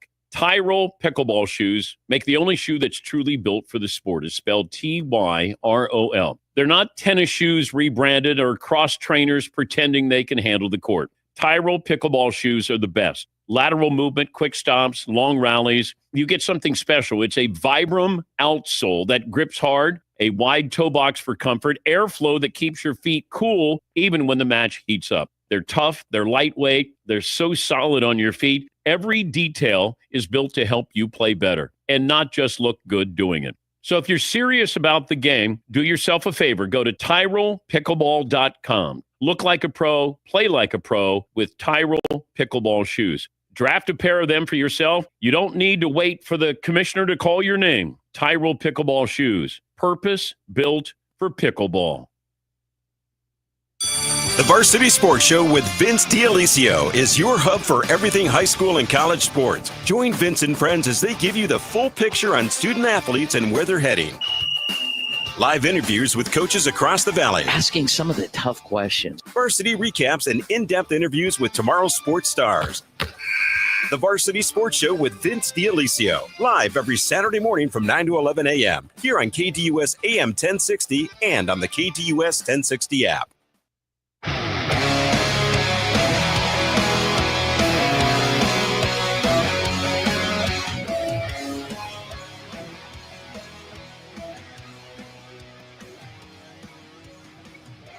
We touched on this story a little bit yesterday. The Phoenix Suns, specifically Matt Ishbia, apparently are interested in getting Bob Myers to join their front office to take over basketball operations. The former Golden State Warriors executive, a 2-time NBA Executive of the Year, a 4-time NBA champion, has all of the credentials you would want in somebody at this stage of your franchise. You feel like you got it wrong. You feel like you need to make some changes. How about leaning on somebody who has been there, done that, who has experience at the highest level, has put together a winner, has seen that team win multiple championships? I mean, it is kind of what they did the last couple of years with their coach, bringing in championship caliber coaches, but they would be bringing in a championship caliber executive to help get their culture on track, to help them find that new identity, to get the players that fit that identity. I can understand it on the surface. We dug into this a little bit yesterday, and I was on record saying that I would not do this if I was the Phoenix Suns, because I am very, very worried that Bob Myers coming into this front office comes with the cloud over it that Kevin Durant isn't going anywhere. And I think Kevin Durant needs to get traded this offseason for the Suns to get back on track, for them to retool this, rebuild this, to get this right. I think Kevin Durant has to go, not because Kevin Durant is not a valuable player, not because Kevin Durant, while he was here, was a bad player, but because Kevin Durant is the only chip I have to get assets to help me through this process. We talked about yesterday. And the more I've thought about it, and the reporting on this continues to evolve, but everyone continues to think that Myers is somebody that the Suns covet. You have to ask yourself why Bob Myers would take this job. I said yesterday he has a really nice job at ESPN. works with Josh Harris and his sports portfolio, runs the Commanders, the Devils, 76ers, right? I'm turning to my Philly guy for the answer on this one. Unfortunately, yes. Yeah, you said that in the morning meeting today. I said something about Josh Harris, and you were like, oh, I hate that guy. Yeah. I mean, look at the organization. Your organization, Washington fans love Josh Harris. Yes, and that's part of the reason I don't like him. I think Devils fans are mostly happy with Josh Harris. I mean, could you imagine you have a guy who owns a Philadelphia team in the Sixers, so like the fourth team in town, and then he also owns a division rival of the first team in town? They don't like him. So, all right, hold on. We're going to sidebar here. Okay. Eagles 1. Yep. Phillies 2. Yep. Flyers 3. Okay, so here's my take. The Flyers have more of a niche cult following. Like, I think they're smaller, but the Flyers fandom is more passionate than the Sixers fan. So you would put Flyers. So I think they're third. I would not have ordered it that way if you would have asked me to do it. I would have put the Sixers higher. At 2? Yeah, I would have. I think put them the behind Phillies the Eagles. I think the gap from Eagles to Phillies is large. Yes. And then the gap from Phillies to Flyers is also close? very large. Okay. I think those are the two front runners, and it's not particularly close for the next two. Okay. So I now understand why you have your Josh Harris bias. 100%. I also just hate the way the Sixers run their organization. Well, but we're not going to get into that. Yeah, well, no, we will not. We'll save that for another time. Bob Myers is he's a consultant for Josh Harris and that sports portfolio, in addition to being paid millions of dollars by ESPN to broadcast and be a part of their NBA countdown shows. And that's a pretty nice setup. There are worse gigs in the world that you can get. And I said yesterday, I'm against this because I don't think it makes sense for what the Suns want to do. Now, maybe I would be proven wrong on this. Maybe Bob Myers would come in here and have control and oversee basketball ops, and he would trade Kevin Durant. And he would be aligned with the vision that Matt Ishbia has. I just don't trust that right now because of Myers' previous relationship with KD and being in Golden State while he was there. I just think at first Myers would try to make it work with Kevin Durant. And I'm sorry, that's not what this summer is supposed to be about, because I'm not going to get another year down the road with KD, have him nearly be 38 and let him either hit free agency, because are you going to extend him? He's going to be a free agent at the end of this year. You just play all sorts of weird games if you do that. So that's why I'm against this. But why would he take the job? If he's going to get back into running basketball ops for a team, wouldn't he just work for the 76ers, the team that the guy he currently works for or works with alongside with owns? Wouldn't that be just a natural way for him to get back into basketball? You would think that would make the most sense. That just feels like the easy way for him if he wants to get back into running basketball, if he misses it so much. If I just have to be back involved, I have to be running basketball operations, I want some skin in the game, I want to try to win another championship someplace else, wouldn't he just do it with Philadelphia? Josh Harris, the guy that I believe he was a part of the brain trust that Harris put together to hire the GM and the coach in Washington as part of football. He was a part of that process. Really? I think so. If I'm remembering the story correctly, Bob Myers was one of the names that was a part of their search committee for their GM and their head coach. And everybody kind of raised an eye, because the reason why I remember it this way is because everybody raised an eyebrow at a basketball guy being a part of the football side of things. Admittedly, probably rightfully so. But they seem to have gotten the GM and the head coach thing right there in Washington. So, yeah, can't argue with the results. So I will tell you, they did get lucky. I mean, they signed between Zach Ertz, Austin Eckler, and Bobby Wagner to all be productive was insane. They got some benefit with some veterans, but they also did draft Jaden Daniels. That worked out pretty well. Yeah, obviously. Yeah, that's working out pretty well for there in Washington. So the likelihood is that with the previous relationship, that if he wants to get back into basketball, that he would do so with Philadelphia. But let's just for a second say he doesn't want to do that. Would you want this Phoenix job right now? Would you want to take over at this critical time? Now, perhaps you are somebody that embraces the type of challenge that this project is going to be.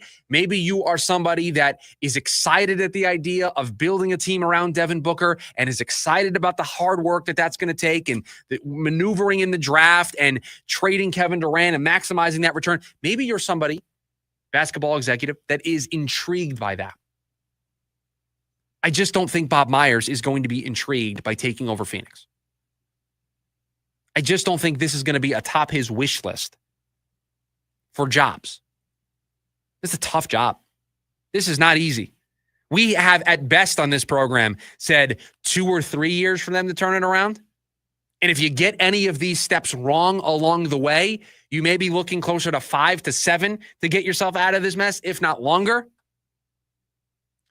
It's a real delicate balance. And I think going down the Bob Myers route, even if he was interested, is going the route of the quick fix. And we've seen what the quick fix approach from the Phoenix Suns has gotten them in the past. Again, I'm on record on this. I would have a completely new front office.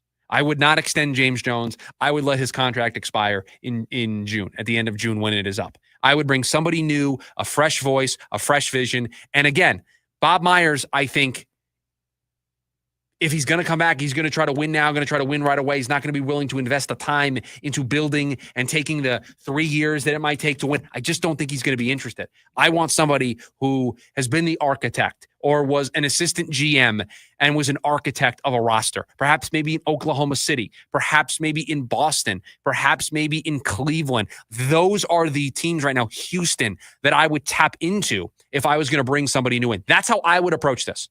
Clean house in the front office, and I would be looking at the organizations that are having some great success right now. I would look at the front office structure in Houston, in Boston, in Cleveland, in Oklahoma City, in New York. Those are the places that are having a nice run of success right now. I would maybe want to take an assistant GM or somebody that has worked in those markets, those teams that are having success, and have that person come in and say, hey, here are the keys to the kingdom. You don't have anybody hovering over you that was a holdover from the past regime like James Jones would be if he stayed. This is all yours, man. You take over this team. You align with this vision. You go execute on that vision. That's what I would do if I was in this spot. But I think the Suns are going to have a tough time landing somebody with the meddling of the owner. I still think that Matt Ishbia is involved despite what everybody says. And if James Jones and Josh Bartelstein are still going to be here, this is going to be a case of too many cooks in the kitchen. So they're not hiring a coach until they solve this. So this is the most important thing facing the Phoenix Suns right now. And Bob Myers may be the big fish that they want to land. I would be against that. 480-864-1060. The phone number. You can also join us over on the KDUS AM 1060 YouTube live stream. John says 5 to 7 years for the Suns. Will my season tickets go down then? See, I feel for people like John. We've talked about John on the program before. He's a P1. He's a regular listener to the show, but he just renewed his season tickets. He is a diehard Suns fan, season ticket holder. He's in the weeds on this team. You got to sell guys like John on your vision. You have to make moves this offseason. John just re-upped his season tickets for next season. You got to sell him. You have to get a better front office. Your head coaching hire has to be better. You have to make the moves this summer that for people like John, because there are thousands of season ticket holders like John who are going to evaluate this year. And if it is not trending in the right direction, if the arrow is going downward instead of upward, they may not want to renew their season tickets after this season. So that's the delicate balance that the Suns have to try to find. When we come back, he didn't go at 3.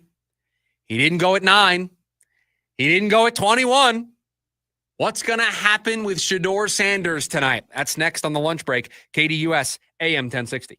James Out West, your home for sports down here in the desert. Join James and Pat the Stat Guy as they recap the weekend and dive deep into the numbers for the NFL, NBA, college sports, and more. That's 5 seasons of 1,200 yards. Player stats, team numbers, and contracts are just the start of the discussion for James and Pat. He started 815 career games. He threw 749 complete games. There's no hiding when it comes to stats. It's James Out West every Monday night from 7 to 8 p.m. right here on KTUS AM 1060 and on the KTUS 1060 app.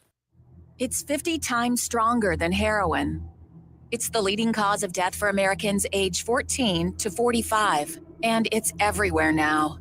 7 of 10 illegally made pills contain it. We're talking about fentanyl, and we hope you talk about it too with your teen and all the young people in your life. It's okay to be the buzzkill. Learn more at fentanylfreeaz.com. This message is brought to you by the Arizona Department of Child Safety. Looking to sell your home? Hi, I'm Andrew the Home Buyer, and I love making it easy to sell your house. I'll personally come and give you a cash offer the same day we meet.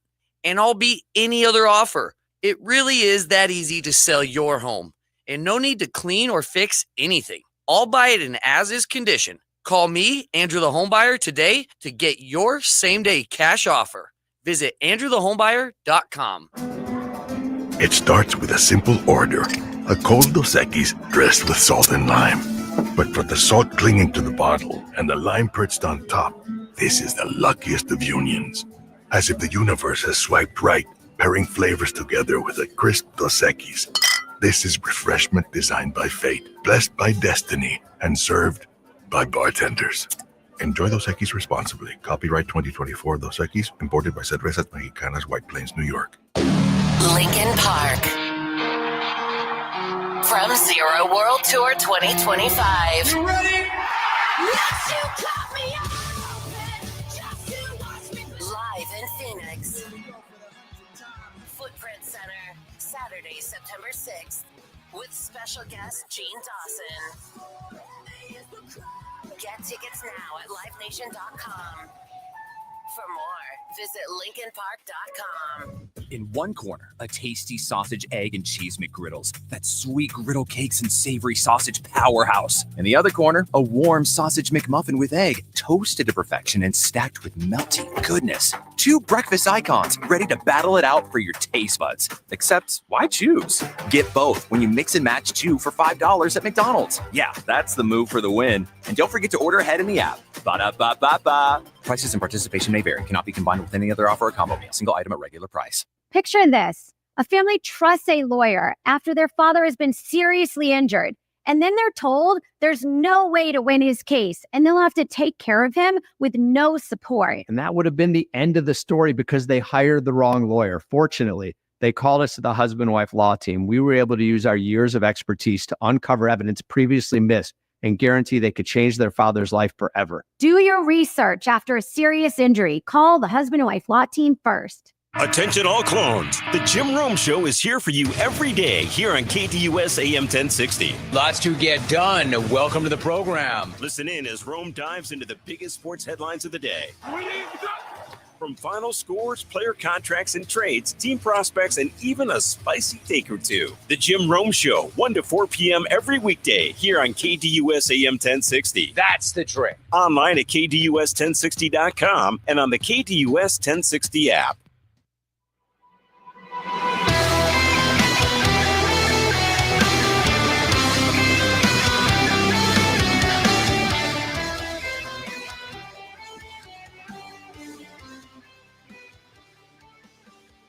I'll tell you, it was really nice driving in this morning. Weather has been beautiful. Had the windows rolled down, 65, 70 degrees, listening to music this morning on the way in. Weather has been excellent. And soon enough, it's going to be the opposite of excellent. It's going to be hot. But I want to set you up while this weather is nice and as we get into the summer months, because it is grilling season. And I know I'm ready. I'm in the process, hopefully this weekend, of getting my Blackstone out and ready to go for the summer months. Want to hook you up with a $50 gift card to Von Hansen's Meats and Spirits, located at Alma School just between Elliott and Warner in Chandler, or you can go online at vonhansensmeats.net. And they've got everything.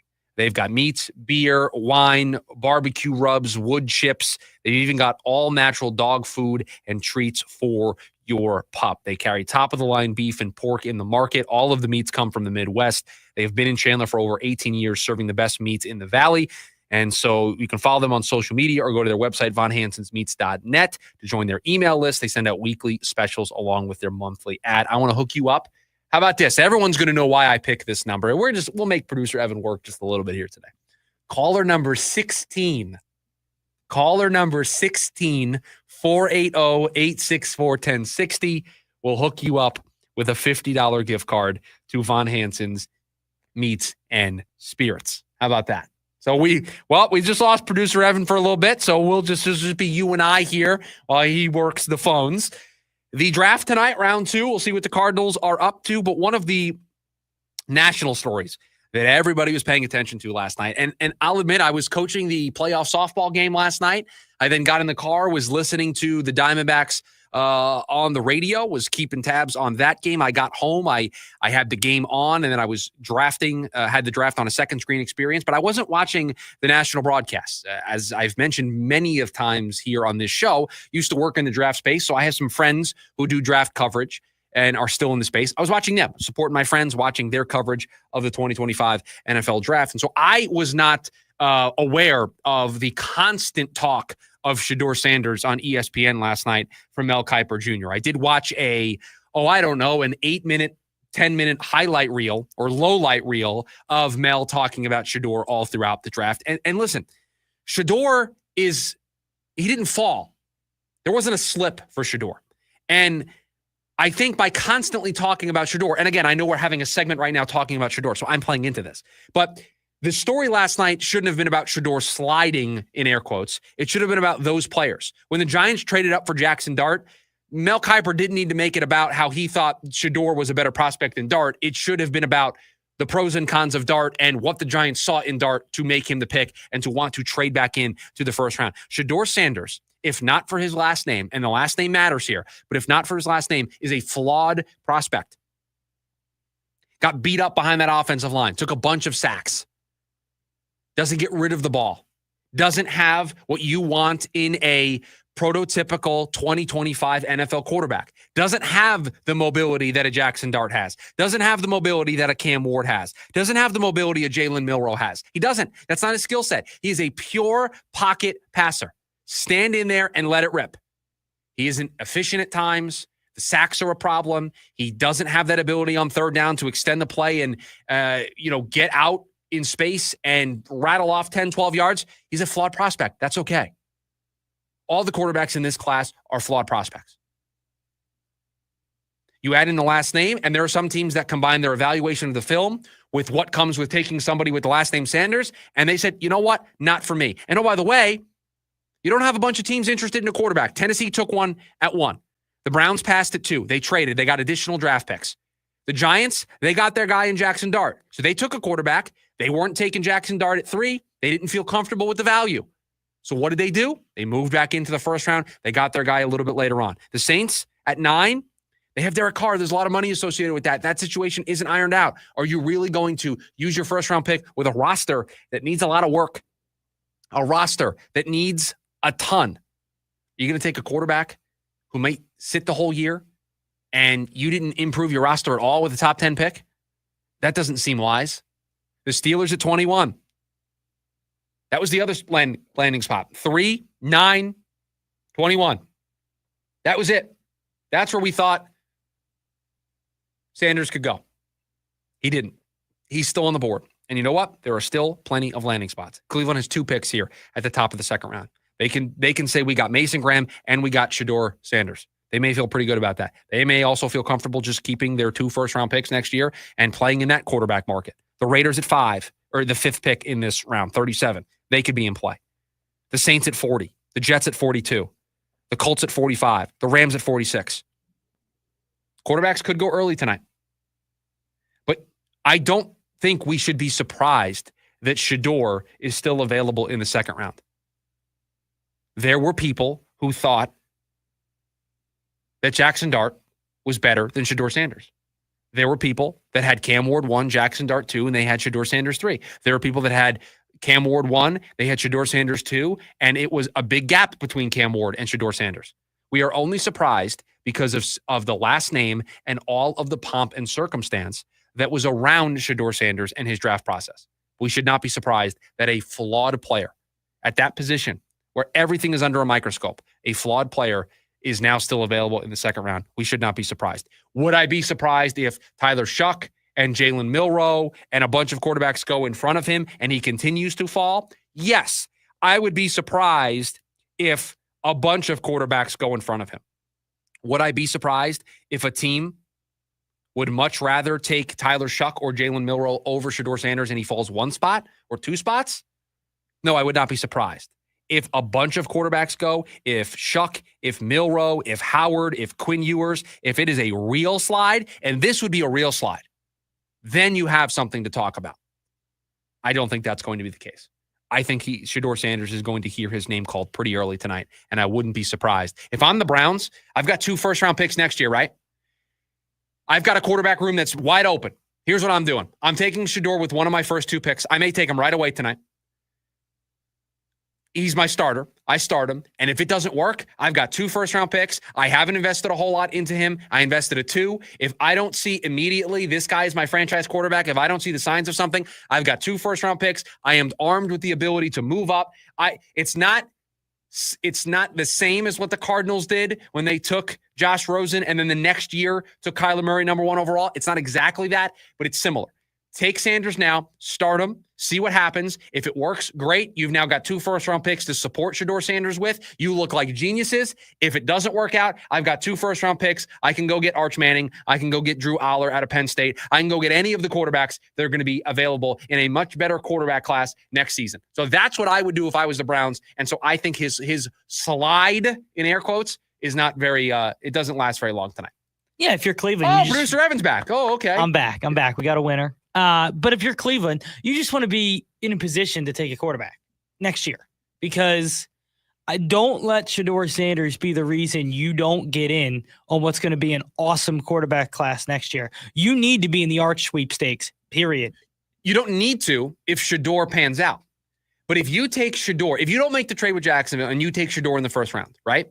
Or if you trade down and you take Shedeur at 5, whatever the case may be, you're locked in now. I don't have a first round pick. Right? I didn't get Mason Graham. I didn't build out the rest of my roster. I'm committed. I took a first-round pick, a top 5 pick, and I invested it into Shedeur Sanders. I have to see that through. I don't have to see it through if I take him in the second round tonight, because I traded back. I got Mason Graham. I got somebody on the trenches, the interior of my defensive line. I picked up an additional first-round pick. I picked up additional capital in this year's class. I can continue to load up my roster, continue to try to dig myself out of this hole that Deshaun Watson and all the bad moves that I made put me in. And if Shedeur Sanders works out, then I look like a genius. I look like the Eagles did for taking Jalen Hurts in the second round. I look so smart because I got my quarterback. I didn't invest a top-tier premium asset, and I still can get a blue-chip guy like Mason Graham. You look like a genius. And if it doesn't work out, and Shedeur Sanders, I don't want to say is a bust, but he struggles, and you're not sure, we get to the end of the season, and if you get asked the question, is Shedeur Sanders my franchise quarterback, and you're on the fence, guess what? You're armed with 2 picks to go get your franchise guy. Drafting quarterbacks is normally a high-risk affair. It is normally a tightrope walk, because the moment you pick a quarterback in the first round, like the Giants, they moved back into the first round to get Jackson Dart. That's their guy. This regime didn't draft Daniel Jones. This was their guy. This was the guy. They didn't take J.J. McCarthy last year. They didn't take Bo Nix last year. This was their guy. The clock has started for them. That has to work out.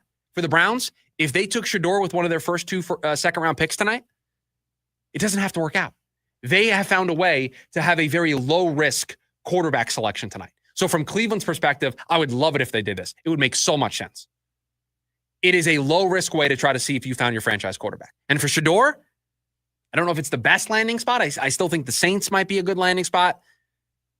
But, well, have you not heard he doesn't like to play outside? He played in Colorado, man. It's cold out there. But the dome is perfect for him. But also, he's a top 10 pick. You and I did chuckle when Mel Kiper was talking about Pittsburgh not being a good fit because it was cold, even though he wanted to go there, in Cleveland and all these teams in New York being cold, and he was campaigning for a dome team. Really, a top 10 player. Now it's where he plays. Guess what? A quarterback should be able to play regardless of the elements. Do you want to be a top 10 pick? You want to be your top quarterback? Mel Kiper had Sanders as his number 1 quarterback. That guy has to be above criticism like that. He has to be above questioning whether or not he can play in cold weather. Are you worried if Cam Ward can rip it in Buffalo if they go up there to play? No, I'm not. No, I'm not worried. Not worried at all. Not worried at all that Cam Ward's going to just be slinging it all over the place in Tennessee. And by the way, did you see that he got number 1 from Moon? Yeah, that's really cool. Yeah, I thought that was a really cool. I might buy that jersey, that Oilers jersey. That thing's awesome. Yeah, it was really, really cool. So we'll see where Shedeur Sanders goes tonight. One more segment here for you. You want to hop in 480-864-1060 since the phone lines are now clear, since we got our winner for the $50 gift card to Von Hansen's. You can also join us over on the KDUS AM 1060 YouTube live stream as well. We've got the leftovers when we come back. Our wrap up here on this week of the program. We'll do it next. The lunch break, KDUS AM 1060. Ready to tackle each morning with the best sports information coming at you? I'm going to take a logical approach. Get that weekday mornings on KDUS AM 1060 from 6 to 9 a.m. with the Dan Patrick Show. Dan Patrick, the Danettes, sports icons, sports legends, celebrities, poll questions. The Dan Patrick Show has it all. It's a crapshoot. Be sure to lock your dials to AM 1060 or 100.7 HD2 from 6 to 9 a.m. Mornings just got better. This story is about us. Phoenix, it's time for Saturday night soccer and dollar beer night. Phoenix Rising takes on San Antonio under the lights Saturday, April 26th at 7 p.m. And you know what that means. Dollar beer night is back. Enjoy 16-ounce Modelo for just $1 as Rising battles a Western Conference rival. Tickets start at just $15. Get yours now at phxrisingfc.com. Cold beer, fierce rivalry. Don't miss it. Summer's almost here, and that means swimsuits, pool parties, and walks on the beach. For the confidence to look your very best, come to Red Mountain Weight Loss. At Red Mountain, our expert doctors will help maximize your results from brand name medications like Wegovy and Zepbound.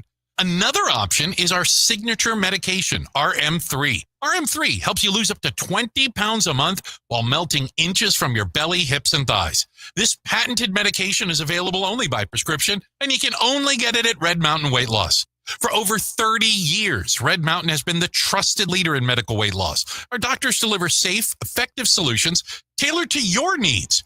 Red Mountain has helped over 1 million patients lose weight safely, and they can help you too. Lose weight and look great just in time for summer at Red Mountain Weight Loss.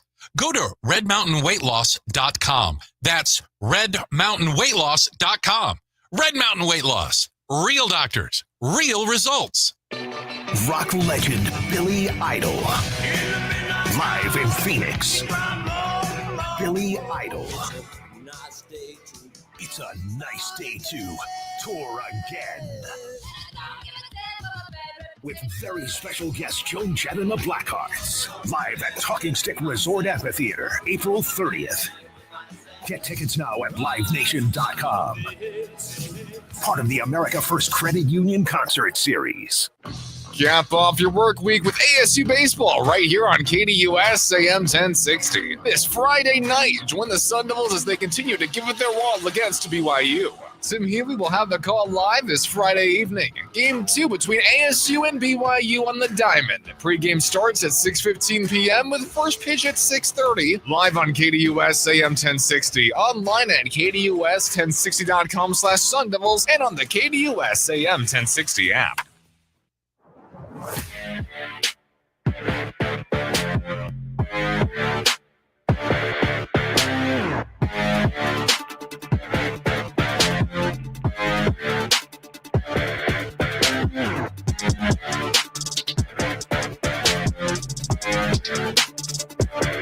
One more. This last segment of the show, the last segment of the week.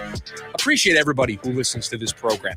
We've been seeing some great numbers over on YouTube, people watching the show, people streaming the show, people enjoying us on the regular radio format. Just been a lot of fun. And on a week like this, draft week, one of my favorite weeks of the year, just want to end the week by saying a big thank you for everybody who joins us every single day. The leftovers, all the stories that we didn't get to, I don't know what, I'm sure there'll be a draft story, but since the draft is in progress, I don't know if we're going to have our daily draft story, but producer Evan, it is all yours, my friend.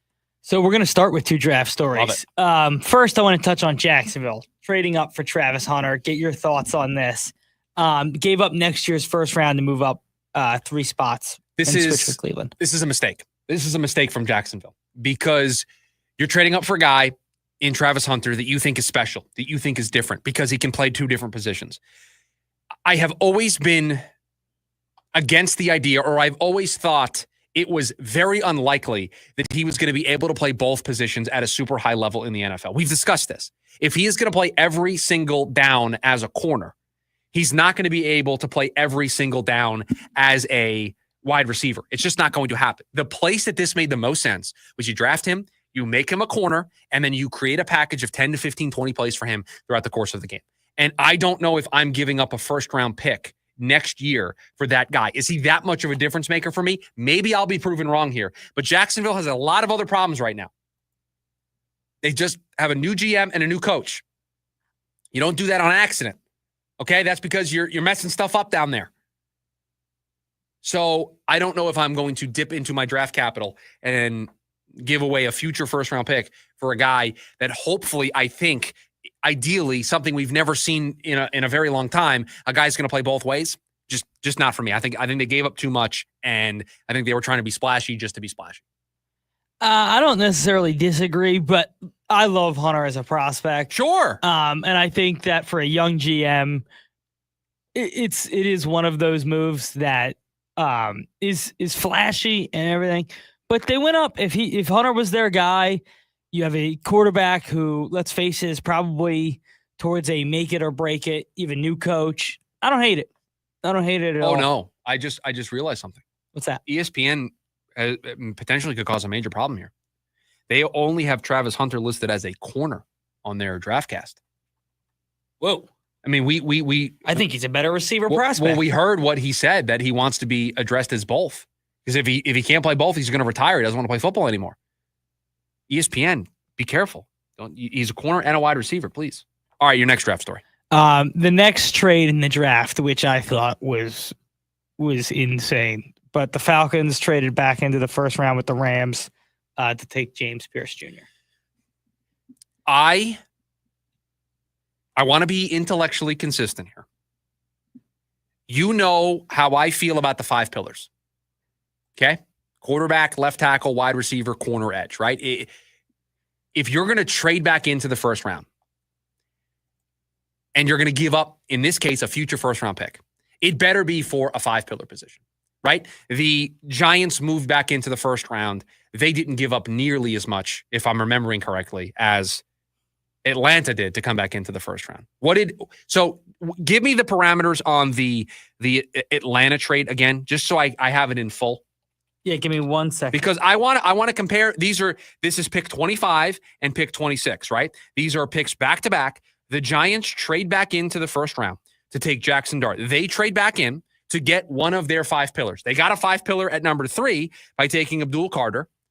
They already have Kayvon Thibodeau, who they picked up his 5th-year option on, and they have Brian Burns, but they just keep adding to that group. Great. Love that decision. 5-pillar position.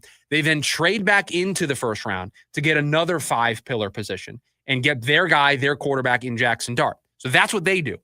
And then you have the Falcons, who after taking Jalen Walker at 15, they trade back into the first round to go after a 5-pillar guy in James Pierce Jr. at edge. I want to compare those 2 trades. So the Rams sent 26 and 101 to the Falcons in exchange for 46, 242, and a 2026 first.